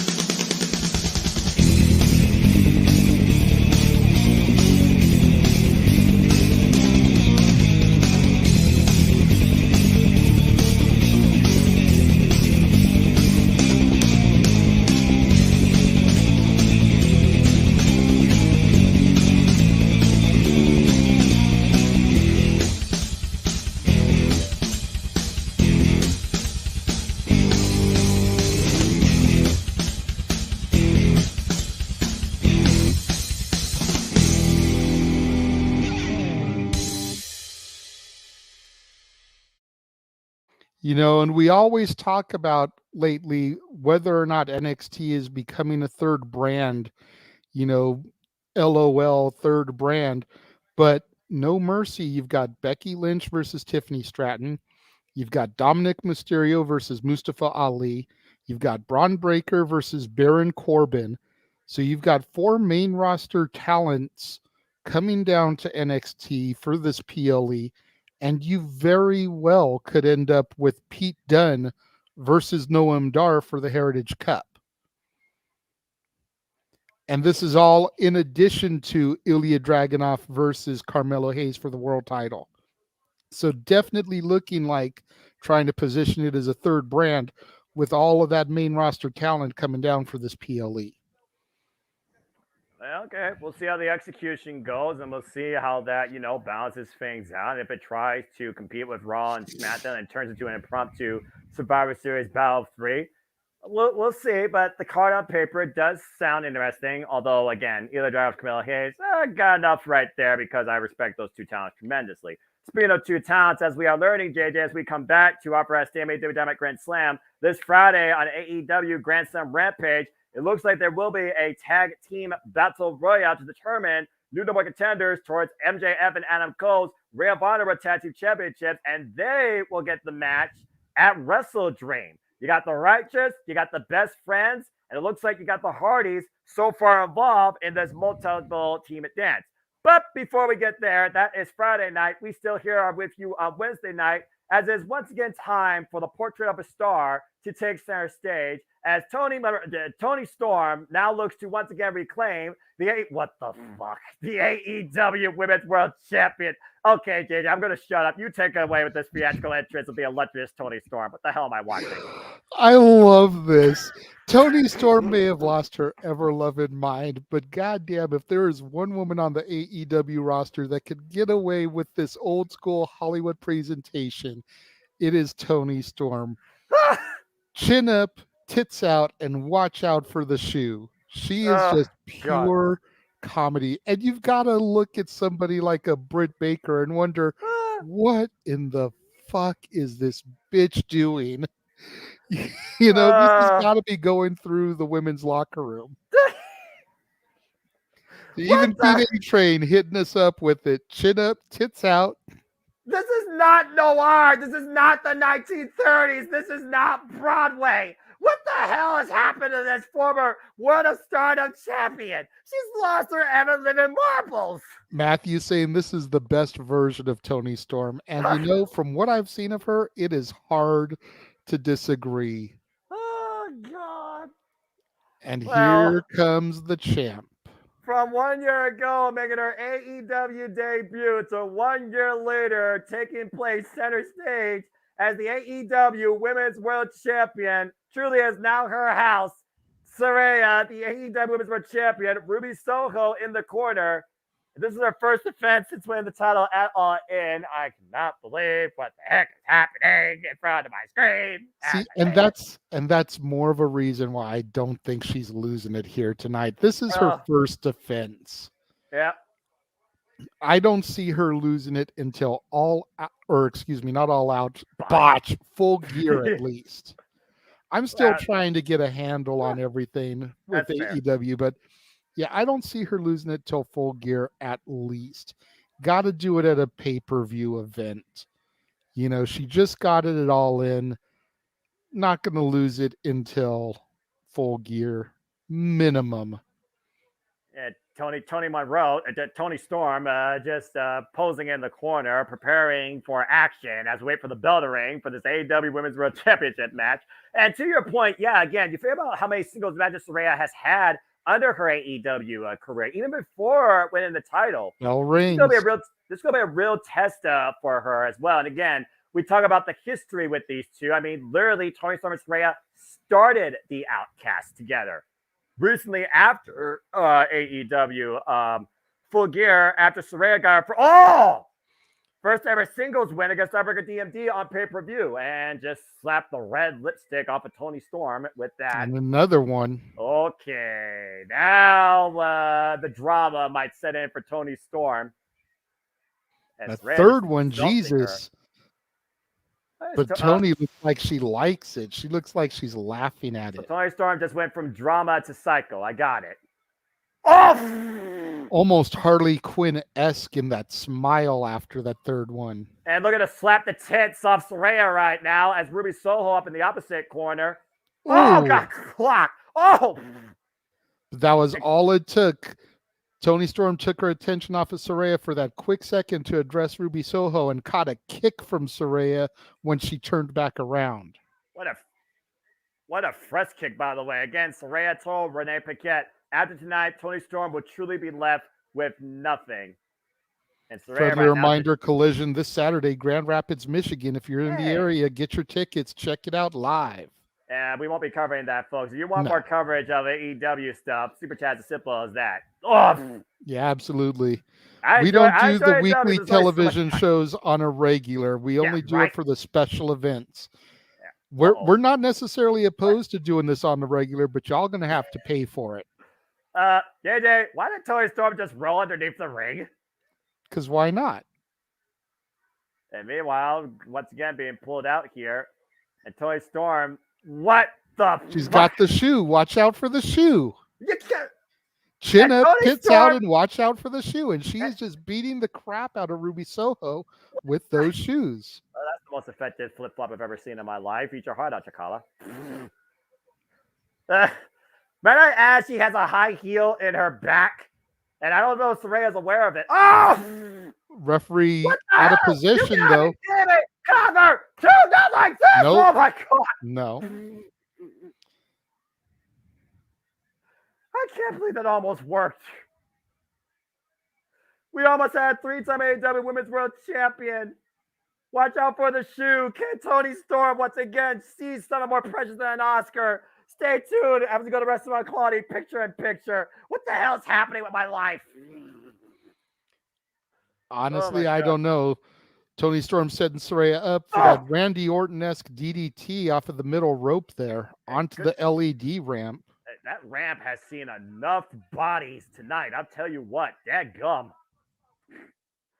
And look at Toni Storm. I don't know if she's shocked or in awe. You tell me. Little column A, little column B, actually. So we're talking about leading actresses, right? Where we're talking about Broadway or Hollywood, and then we're talking about actresses that may have lost their marbles or have their ego way too far up in the spotlight. So how many nice-sized Marilyn Monroe can we put with Toni Storm right now? She looks for another DDT. I'll wait for the chat to fill in my question here. Oh, God! And again, we're talking about the surgery repair neck. Here's a cover. Take up both legs. No! Jesus. Ay, ay, ay. All right. And what we got going on here during the commercial break? Apparently, Keen A-Train says that Cassidy Haynes from Bodyslam.net tweeted that a whole bunch of security guards oddly posted up down in the corner, and he's there live for this match. Again, is there makes us wonder and speculate if we could get a little Monet in the Bank debuting here tonight. I'm just saying. Don't rule it out. We both talked about it in the pre-show. It was 1 year ago that Saraya debuted. Toni Storm was the champion, and now Saraya is defending her championship against Toni Storm 1 year later. Could we get another top-name female debut tonight? Could we get another title change here on what has been definitely a night of shockers and surprises, to say the least, as AEW Dynamite Grand Slam continues?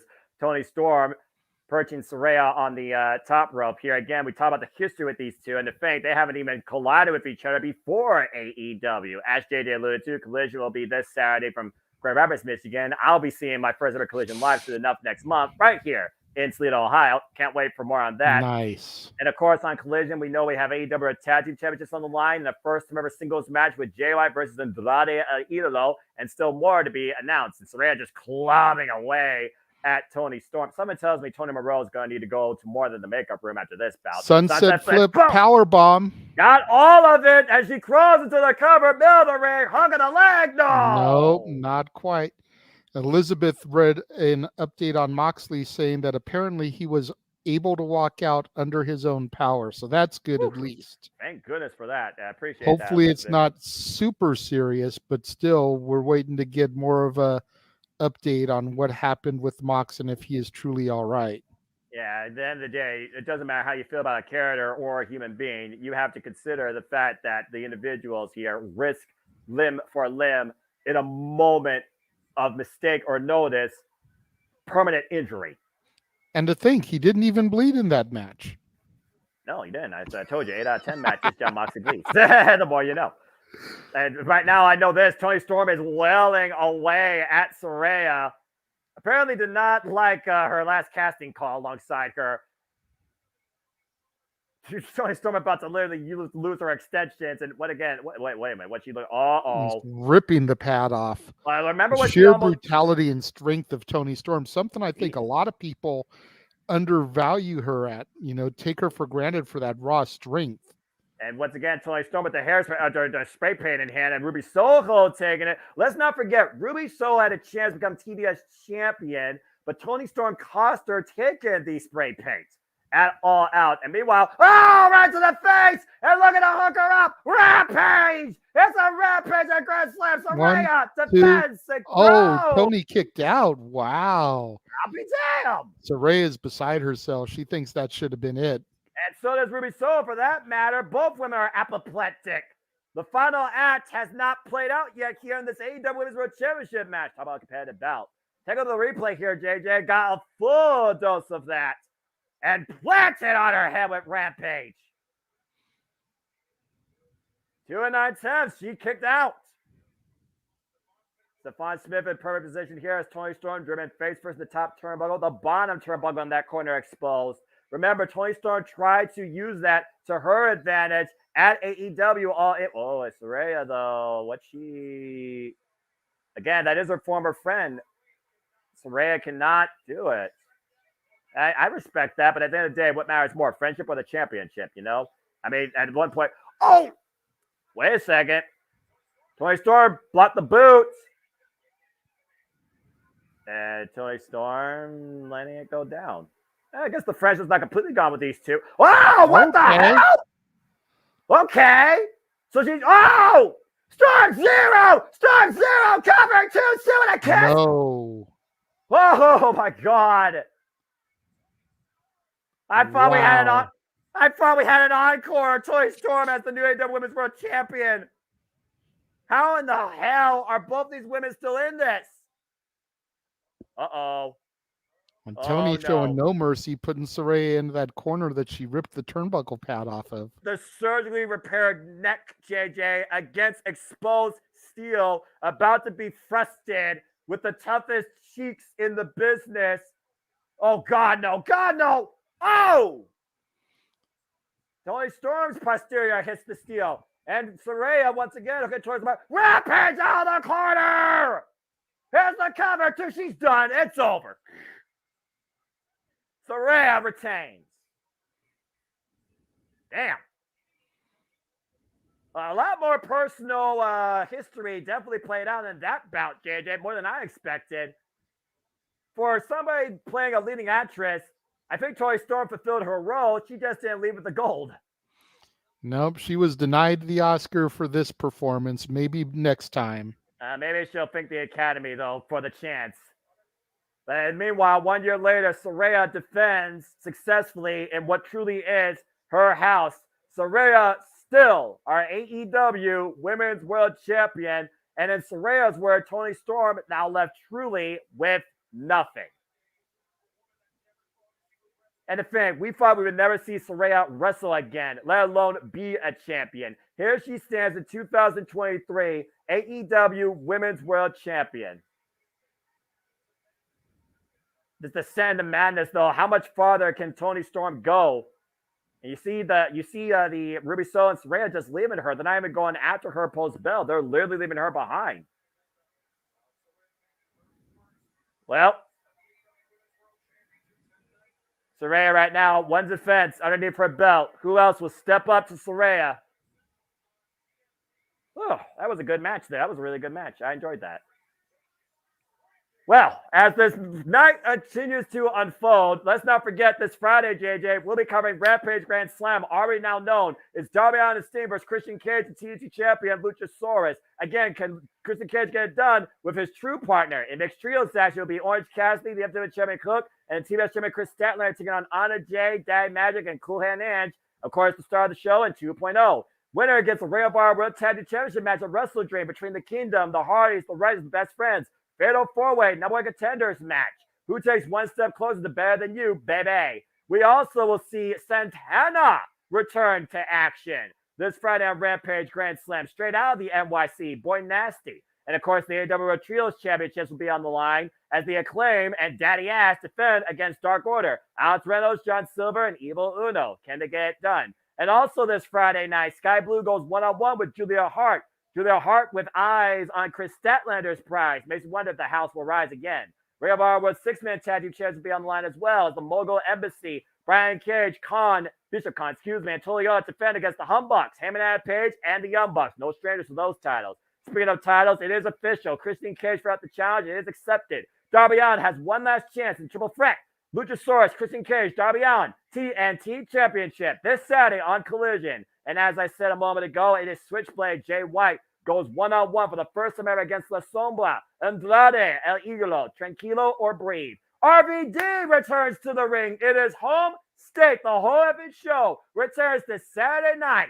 And the AEW Tag Team Championships are on the line as FTR defends the gold against the Workhorsemen, JD Drake and Anthony Henry. Again, can they keep up their winning ways? Top guys stand victorious, or will they be dethroned? And then Texas Death Match, that'll be absolute conclusion and certainty. as Ricky Starks goes one-on-one against the American Dragon, Bryan Danielson. And then this coming Wednesday on Dynamite, the Go Home to Wrestle Dream.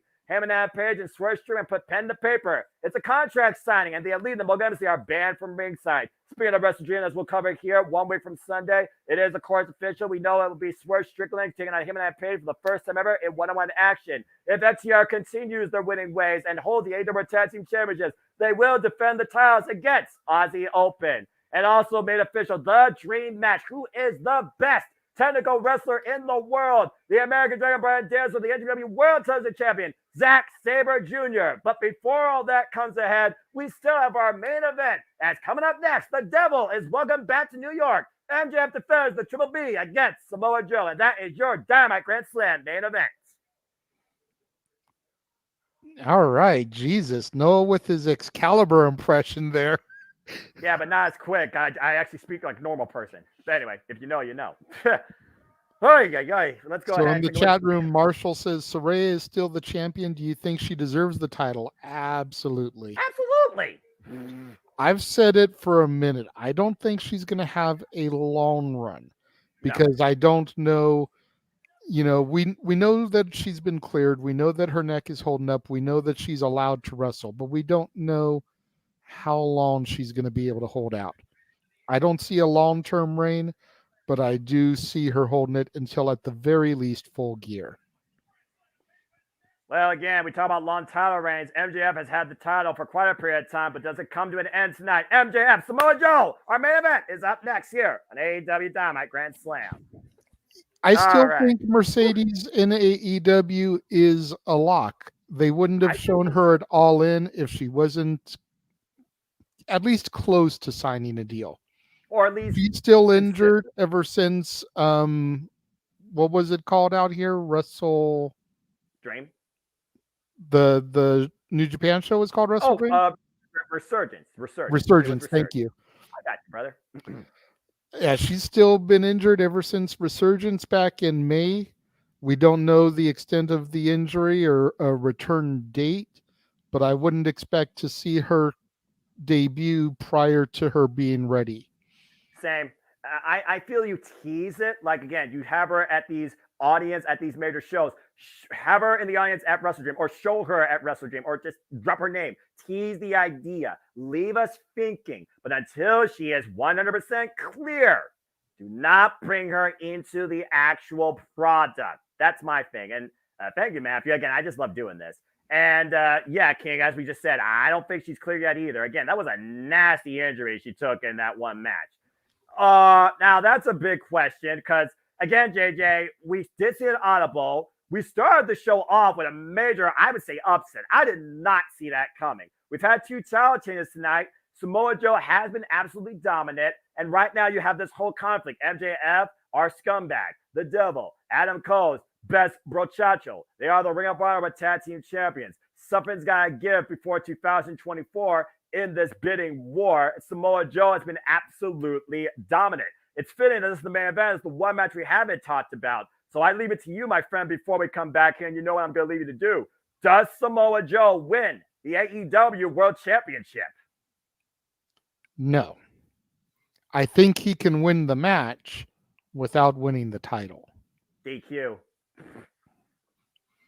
DQ, count out something. Now, I did see a report earlier in the day. I didn't actually click to read it to get more information, so take it for what it is. But I saw somebody post that Max is injured. Ooh. If Max is legitimately injured, then yeah, they could pull the trigger, take the belt off of him, because better to do that than to do another interim champion. Don't say that word. It's cringe. Continue. I know it is. But that's why I say, if Max is legitimately injured, pull the trigger, let Joe just decimate him. Take the title. Well, I mean, as it is, we've got 20 minutes left, so it's still going to be a decent match. It's not just going to be like a 2-minute squash. Oh, hell no. But let Joe just own Max if he is legitimately injured. If it's not severe, if it's workable, Max retains. Doesn't lose it until full gear. again, I don't mind if Joe is the guy to dethrone Max, because if we're being honest, I think Joe was going to eventually dethrone Punk for the Real World's title. Agree.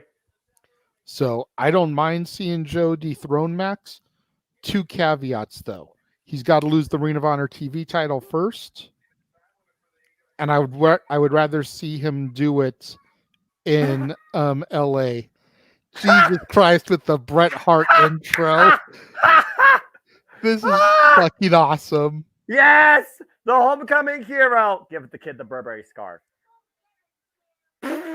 Again, this is bizarre with AEW. Giving him his scarf instead of the sunglasses. This is MJF's home turf.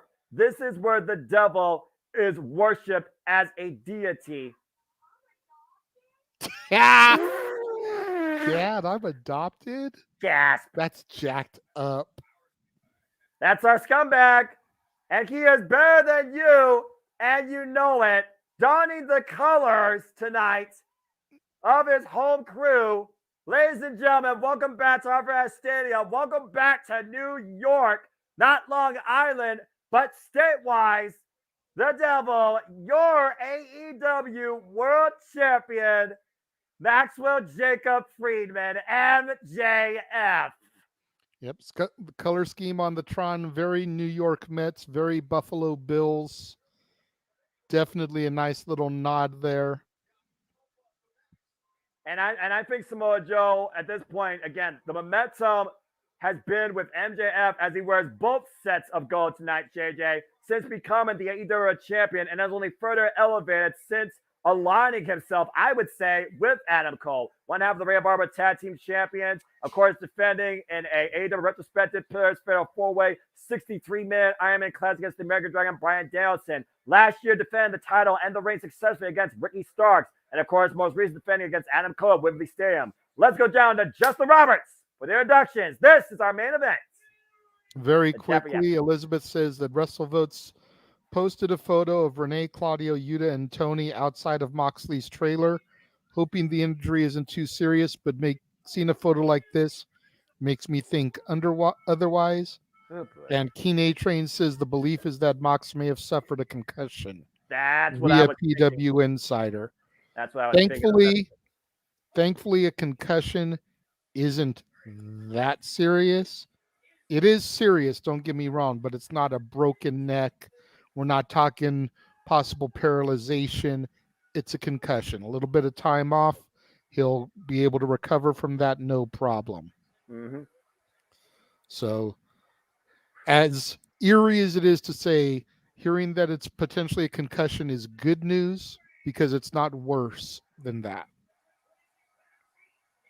But again, we will still keep you guys up to date, and if anything more breaks, we will let you know. Better Than You, Baby, again, in the Mets colors, Buffalo Bills colors. AEW singles record this year, JJ, of 7-0-1, has yet to lose a singles match this year in AEW.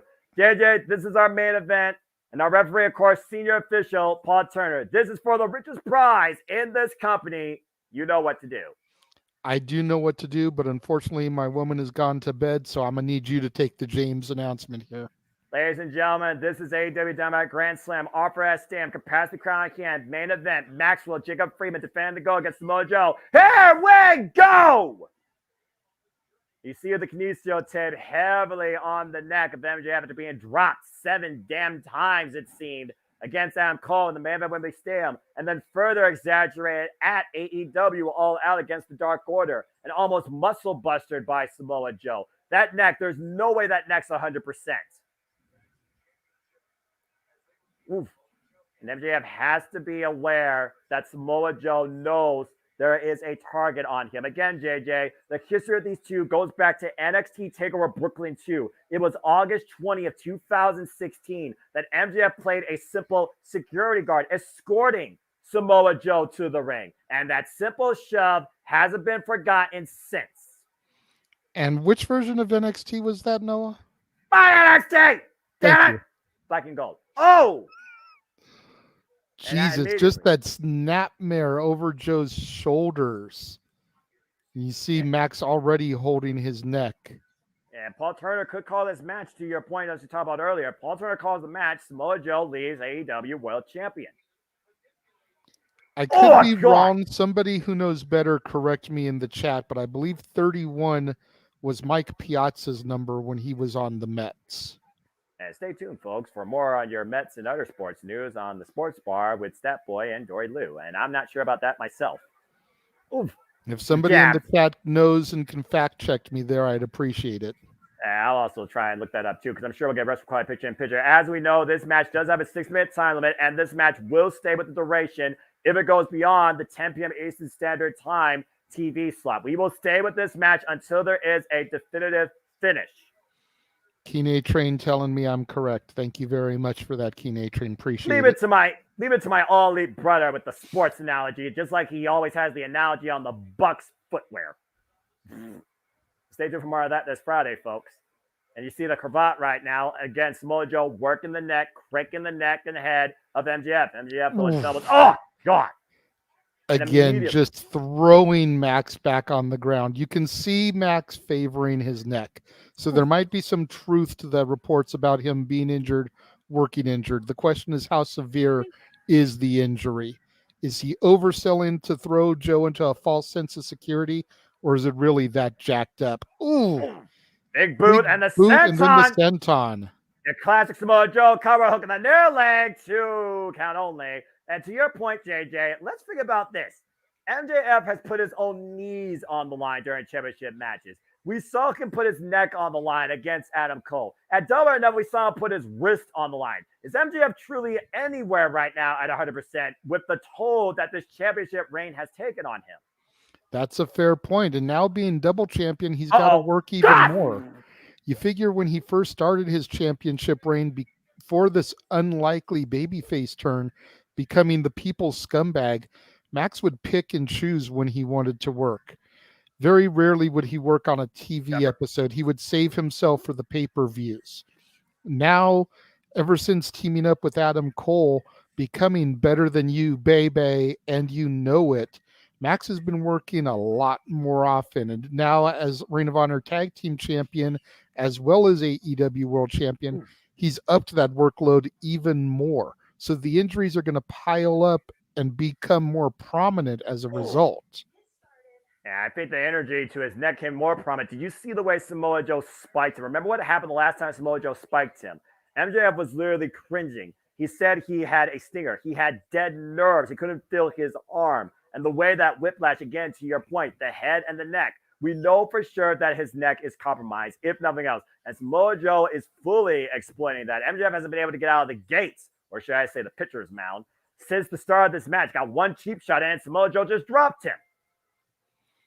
And to your point, MJF has been, like you said, back-to-back pay-per-views. He's defended the title now on Dynamite, on Collision. Let's not forget, during the Canada tour, he defended the title against All Ego Ethan Page. He's defended it now against, like I said, Ricky Starks, Darby Allin, Sammy Guevara, Jungle Boy Jeff Perry, Bryan Danielson, Konosuke Takeshita in an eliminator. All Ego Ethan Page, and Adam Cole, to a degree, twice.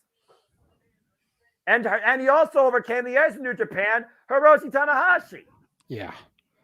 Let's not forget about that. And a guy like Joe doesn't need to do much to be dominant.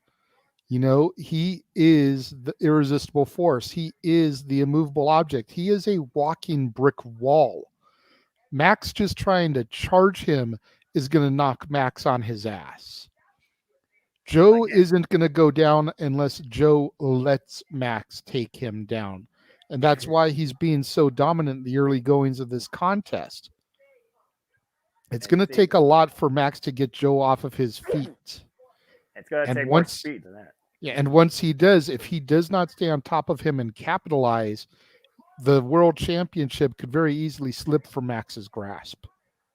The Triple B that Jacob Freeman has said means absolutely everything to him. Samoa Joe, a trained, calculated killer who's always been dominant wherever he's gone, exploiting the weakness of his opponents physically, mentally, and emotionally. Again, Samoa Joe has been the reigning, I believe now he's the longest reigning Ring of Honor Television champion in history. 526 days, 14 defenses, most recently against Rocky Romero. And we are back here at AEW Dynamite Grand Slam, Opera Stadium. That was our last commercial break, by the way, folks.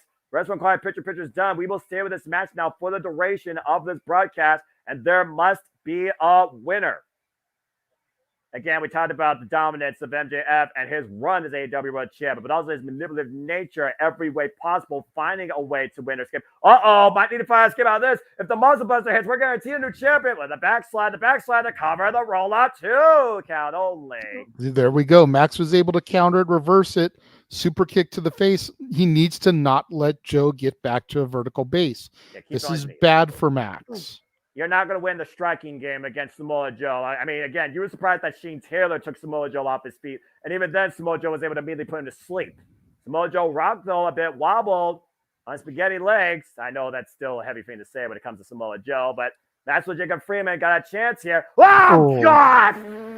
Not what I was expecting. I was expecting that signature Joe scoop slam with Max coming off the ropes like that. And instead, he literally just jacked it and almost took his damn head off.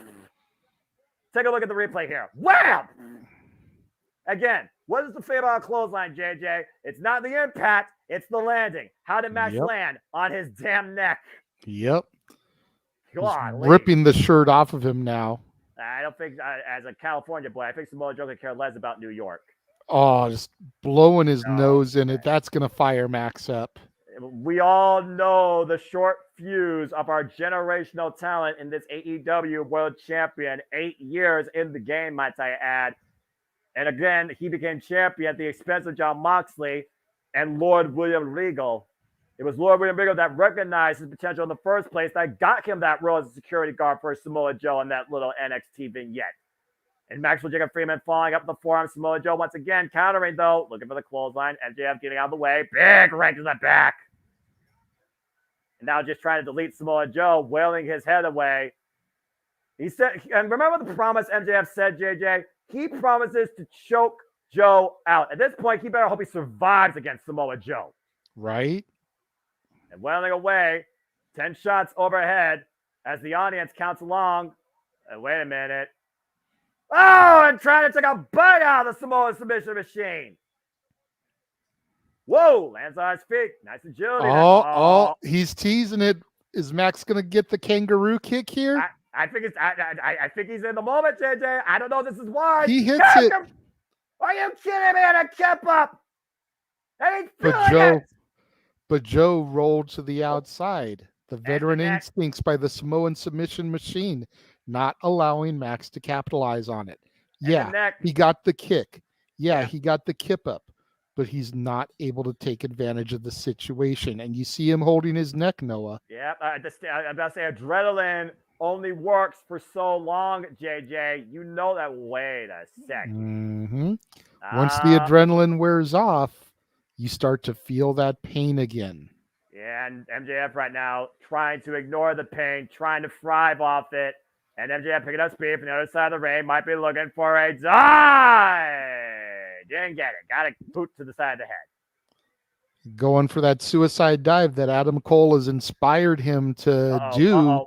Fireman's carry. God! Right on the ring apron there. The edge of the ring, the hardest portion. Death Valley And Joe Driver. is cackling like a supervillain. You know Joe likes inflicting pain on his opponents, and he loves this. Did you see the way that Death Valley Driver was on the neck and spine of MJF on the apron? For those that don't know, that's the hardest part of the ring, braced by wood and a steel beam. Covered by Joe, lateral press, new champion, nearly crowned 2.5. The eerie part of all this, Noah, is that 6 months ago, possibly even less, Max would have been cackling at something like that too. Yeah. And if, again, but now that he's become the people's scumbag, oh crap, Joe has a table. Well, this is not going to be good. That Paul Turner needs to be aware of what Samoa Joe is doing right now. Again, Samoa Joe's said he's looking to take everything from MJF. And why MJF said the title, the Triple B, means absolutely everything to him, I think Samoa Joe's looking to take more than that tonight. Hey, if he can put Max through that table, it's got to be over because of the way his neck is. Oh! Uranagi through the table. To my point. Yeah. I was about to say, you didn't even finish your point for Samoa Joe for this hiss. I didn't get to finish my point. Joe made a point. Joe delivered it. You were trying to state it. Point taken by both of you. And throwing him into the ring now so he can get the pinfall. Can't win the title on the outside. But Paul Turner, senior official in AEW, he will show a fair bit of leniency to both champion and challenger. Here's the cover hook, and then you're laid by Joe. And never know. MJF still alive in this war, and I say war quite literally. Again, we thought Samoa Joe would have a run as WWE champion. We thought he would have a more dominant run as NXT champion, former Ring of Honor World Champion, former TNA Heavyweight Champion, TNA X Division Champion, reigning, defending King of Television, dominant Ring of Honor Television Champion. Noah, he just peeled back the pad, exposing the floor, the concrete. Let's keep in mind where they're at, KJ. This is a tennis stadium. Oh boy. Let's also keep in mind the fact that they moved the announce table, so they're right there. Yeah, I don't think Samoa Joe wants to use the announce table, though. I think Samoa Joe wants to do something even more tough. And remember, that announce table is braced by a steel beam, as we learned. Oh, and MJF trying to bite the knee. Yeah, but look at Joe with his strength putting pressure on Max's neck. And MJF might be looking to put pressure on Samoa Joe's neck. Can he lift him up? Again, the strain. Too much to bear. That gets in the midsection by Samoa Joe. Oh, God, no. No. Oh, God. Pile driver on the concrete. He's dead. That's it. We got a new champion. He's dead. And Joe smirks. I think I know who the real devil is in AEW. MJF isn't moving. We got Doc Sampson and medical personnel checking on our AEW World Champion. Paul Turner might need to call this. Towel cannot change hands. There'll be a count out. Samoa Joe's got to be aware of this, too. MJF's not moving at all after that pile driver on the concrete. Mm-hmm. Medical team down at ringside. Checking on Max, but Joe's saying, nah, it isn't going to be like that. Yeah, Joe's going to make sure that there is a decisive decision, a conclusion, whether the people want it or not. The true devil you didn't know, trying to destroy the world scumbag. Cover 2. No! Max kicks out. Joe is pissed at this point. You can see the look in his eyes. Yeah, how the hell is MJF still in this? Look at this replay. Watch the way his neck concaves, by the way. God! The chin compressed underneath his neck. I mean, again, it's like a grass surface. I know it's like freaking AstroTurf or whatever, but there's a spin panel and no give there and no cushion. At least the padding protects the floor, but gives you a tiny bit of cushion. There's no cushion there. The only cushion, Noah, and I hate to say it, was Samoa Joe himself. Oh. Thick thighs save lives. Yeah, MJF, though, again, how far is he willing to sacrifice his life for the Triple B? You saw that last act of defiance spitting in the face of Samoa Joe. Still trying to stay in this fight, Samoa Joe. Whoa, what? Up and over. Didn't go. Wait a minute, I'm up some MJF. Power bomb, sit up, cover, turn to return. No! Whoa. Shouldn't have even been a pinfall count. Joe's other shoulder wasn't down. It was draped over Max's leg. Yeah, referee out of position as he only looked at the good shoulder, but some MJF was able to get a 2 count out of that. Ridiculous show of strength and perseverance. What a power bomb. Again, was that the last Hail Mary MJF had? Fans chanting, this is awesome. And Elizabeth for the point here. No one wants to see a referee stop. No one wants to see a referee stop with this. You kidding me? This is AEW Dynamite Grand Slam, Opera Stadium. This is MJF's homecoming to New York as the AEW World Champion. You know he is not going to let this match end any other way without a decisive decision. More so now with his relationship with Adam Cole. He knows there has to be a winner, and he's damn sure going to do everything possible that he is the one that leaves tonight, the champion. Nice Absolutely. Kick. And Matthew, thank you for answering Marshall's question for me. I was about to get to that, but I appreciate you getting to that for me in the chat room. Looking for his own sleeper. Samoa Joe counter, though. Kakina clutch might be in. Meanwhile, Paul Turner. Whoa! Low blow while the referee was caught up there.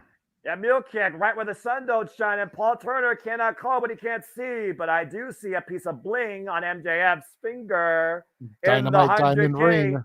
Dynamite. Hey, JJ, he's our scumbag, right? Absolutely. Do what you have to do to win. Perseverance. Whoa! And wait a minute. And now the ref sees it. Beautiful move by Joe. Now trip to Dick Kick City. Oh no! Muscle Buster. And got hurt, JJ.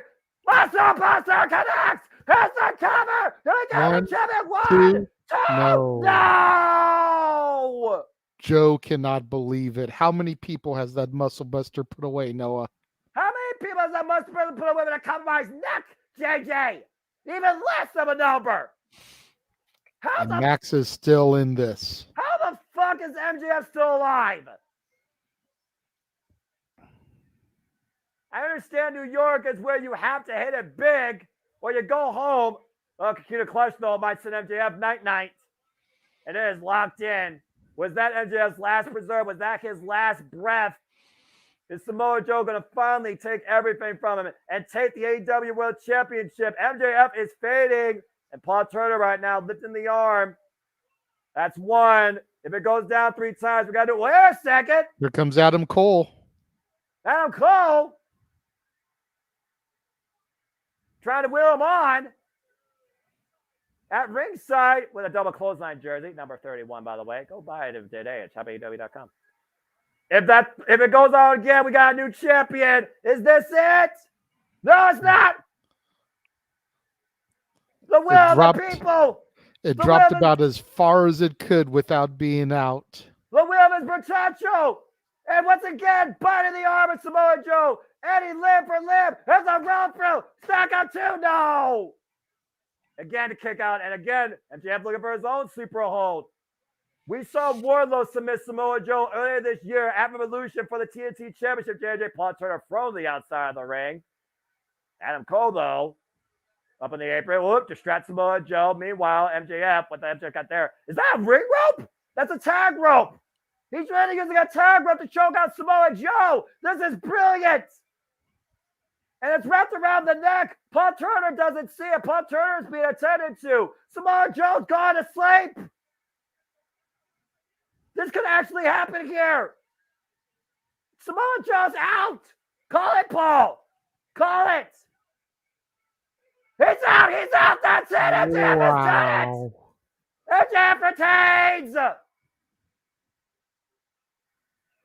Hooker by what a finish. And trying to hide the evidence underneath his armpit.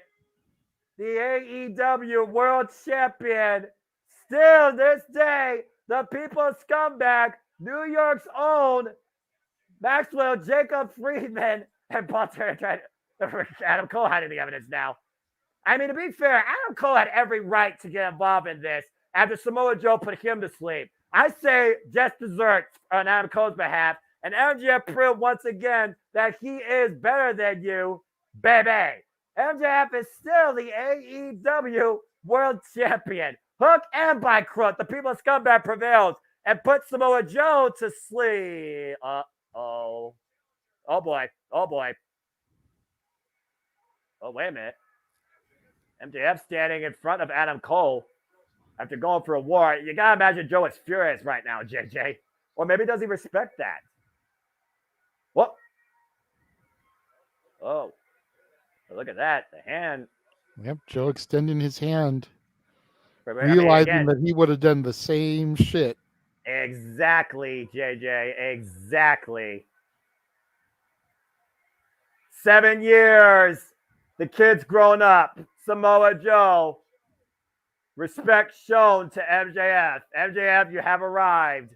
And MJF still lives on as our AEW World Champion. Good Lord. Yeah, I agree, Elizabeth. MJF passed the test. Remember what Rey Amigo says? You still have a lot to prove.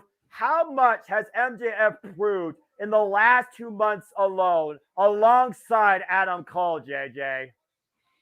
He's come a long way. He's come a long way. Much respect to MJF. We talked about on open mic night a while back how his title reign got off to a very rocky start because everyone was waiting for Punk and Max. And it didn't happen because of Brawl Out and then all the shenanigans. And it wasn't really until his Iron Man match with Bryan Danielson earlier this year that his title reign started to get taken a little bit more seriously. Then there were a few more stutter steps. But ever since hooking up with Adam Cole, man, Max has really gotten to another level, and I'm enjoying the Devil as the champion. The Devil you didn't know you wanted. Still the face of AEW. Still our AEW World Champion. And still better than you, baby, tonight at Arthur Ashe Stadium. As MJF closes out AEW Grand Slam in what truly has been what the name implies. For the Grand Slam Renegade of Wrestling, JJ Williams, I am the Seminole Foster as we leave you tonight for the NYC. We will see you tomorrow night for Impact 1000 Part 2 and Friday night for AEW Rampage Grand Slam. MJF is better than you, baby, and you know it. Still AEW World Champion, and AEW is the home of professional wrestling. Thank you once again for tuning in. What a show. Yeah, damn right. Congratulations, MJF. Congratulations, MJF. Congratulations, Saraya, on your retention as well. Congratulations to Ray Phoenix, brand new AEW International Champion. Congratulations to the Mad King, Eddie Kingston, for becoming the new Ring of Honor World Champion. Lots of good matches tonight. All in all, I think everything kind of went the way it should have. While I do still feel that Eddie should have gotten the belt on the final battle stage, I can't be too mad at it. I agree. Ray Phoenix definitely still seems like an audible, waiting to get more results and updates about Moxley. Hopefully we'll have that when we go on the air tomorrow prior to Impact 1000. Right. Marshall, I do see your question here. I did talk about it briefly earlier, but yeah, I didn't see Joe winning tonight. If he's going to dethrone Max, I see it at Full Gear in LA. Joe being a SoCal guy, Ultimate Pro Wrestling, graduate. I see him having that moment as close as Tony can get to his home as possible. Again, let's also keep this in mind, JJ. MJF's title run will have reached 1 year in length. That is longer than the current reigning longest AEW World Champion in history, Kenny Omega at 346 days. With the wins tonight, MJF now will see day 307 as AEW World Champion. If he makes it through Full Gear, he has literally been a champion for a full year. And will he still have that priceless chip in the self-proclaimed bidding war of 2024? There is still a lot left on the table to be figured out when it comes to not just the future of AEW, but overall the future of Maxwell Jacob Friedman, MJF. All we know for sure is that tonight he was better than you, and you know it. Baby. Woo. Man, okay. What a show. That's professional wrestling, damn it. Gotta love this shit. Absolutely. And as Noah said, tomorrow we've got Impact 1000 episode 2 coming up. Going to take to the airwaves 7:45 Pacific, 4:45 7:45 Eastern, 4:45 Pacific. I hate that Jeff puts the Eastern time on the graphics when we are a West Coast based company, the Multiverse of Media. Like, I get there's a lot of fans on the East Coast, but like, we are based in the West Coast. It should have the West Coast time. I agree. You should have Pacific and then Eastern. Doesn't most of TV does that type of stuff? Like, time zone. So, note to self, producer man, yes. Put both time zones. Start with yours and then put Eastern just to cover all bases. Thank you. Anyway, continue. Yes, make sure you tune in tomorrow. Night 2, episode 1000, 4:45 Pacific, 7:45 Eastern. There's a lot of good stuff on the agenda tomorrow night. I've been working on the graphics, getting everything ready. We've got Josh Alexander versus Trey Miguel, Jake Something versus Dirty Dango, Eric Young versus Kenny Keene, Ultimate X. We've got Trinity, Jordan Grace, Mickey James, Gail Kim, and Awesome Khan versus Deanna Perrazzo, Tasha Steeles, Giselle Shaw, Savannah Evans, and Angelina Love. Plus, we'll find out the results of Feast or Fired and so much more. As, of course, we are bound for glory. And then we will be back on Friday, Noah and I again, 10 o'clock Eastern, 7 Pacific, for a 2-hour special Rampage Grand Slam, where it looks like the order of business for Rampage Grand Slam is going to be a lot of trios matches. 3 trios matches. Ring of Honor's trio titles is on the line. AEW trios title is on the line. And then the mixed trios match as well. And the Fatal 4-Way, number one contendership for the Real Barba Tag Team Championships. And we will also learn why, Sammy, why are you truly with the Don Callis family? Or was this just an inside deal for one night only? Not to mention what else might be ahead for Collision, including the fact that Christian Cage has dropped a Hail Mary of a triple threat TNT Championship challenge for Darby Allin to not only overcome his Ryan Destruction, but the self-professed face of TNT himself. So a lot ahead. Absolutely. And so much more in store across the multiverse of media. I'm not going to spend all night going through it because we do want to try and get to bed. We got work in the morning, got to get up, get the kids to school. And we don't want to be repetitive with the same stuff that we're going to say after each show because, again, we're back here tomorrow night and we're back here Friday night. So with the stuff being more like, content, just build library type thing and maybe members exclusive, maybe we'll break down everything after our Rampage thing Friday. I think that's the best time. Agreed. But what I do want you to plug really quickly, good sir, is this right here. Yes, folks, as always, the brainchild, my simple YouTube channel, me and the Renegade will be back with Who Knows Who, bringing discussion and predictions to you on City Predicting. NXT No Mercy is officially Friday, September 29th, 8 p.m. Eastern Standard Time, 5 p.m. Pacific. That is Simply Predicting for NXT No Mercy. Stay tuned for more on that. Wrestle Dream is tentative 3 p.m. Eastern Standard Time the following day. I will have that graphic made official by my cohorts here soon enough, as again, the wrestling's not stopping anytime soon, as neither is Simply Predicting. I'm just waiting for Jeff to put the times on it. I've got the rest of the graphic for Wrestle Dream ready to go, but Jeff is the one who put the times on that graphic because he was able to come up with a cool little font that popped. So I just need him to do that for Wrestle Dream. I'm looking forward to it. I'm looking forward to what else they booked for that too. And again, you want to connect with me, folks, follow me. It's simple. On the YouTube, on the Twitter primarily. If you want, you can try the other stuff too. It's all under and Foster 1916. And again, Facebook, truly it's simply about family. Protect your mentality. Treasure your families. All right. So that's up to you if y'all do that. But again, and Foster 1916 to follow me and the Simple Man's brand. There you go.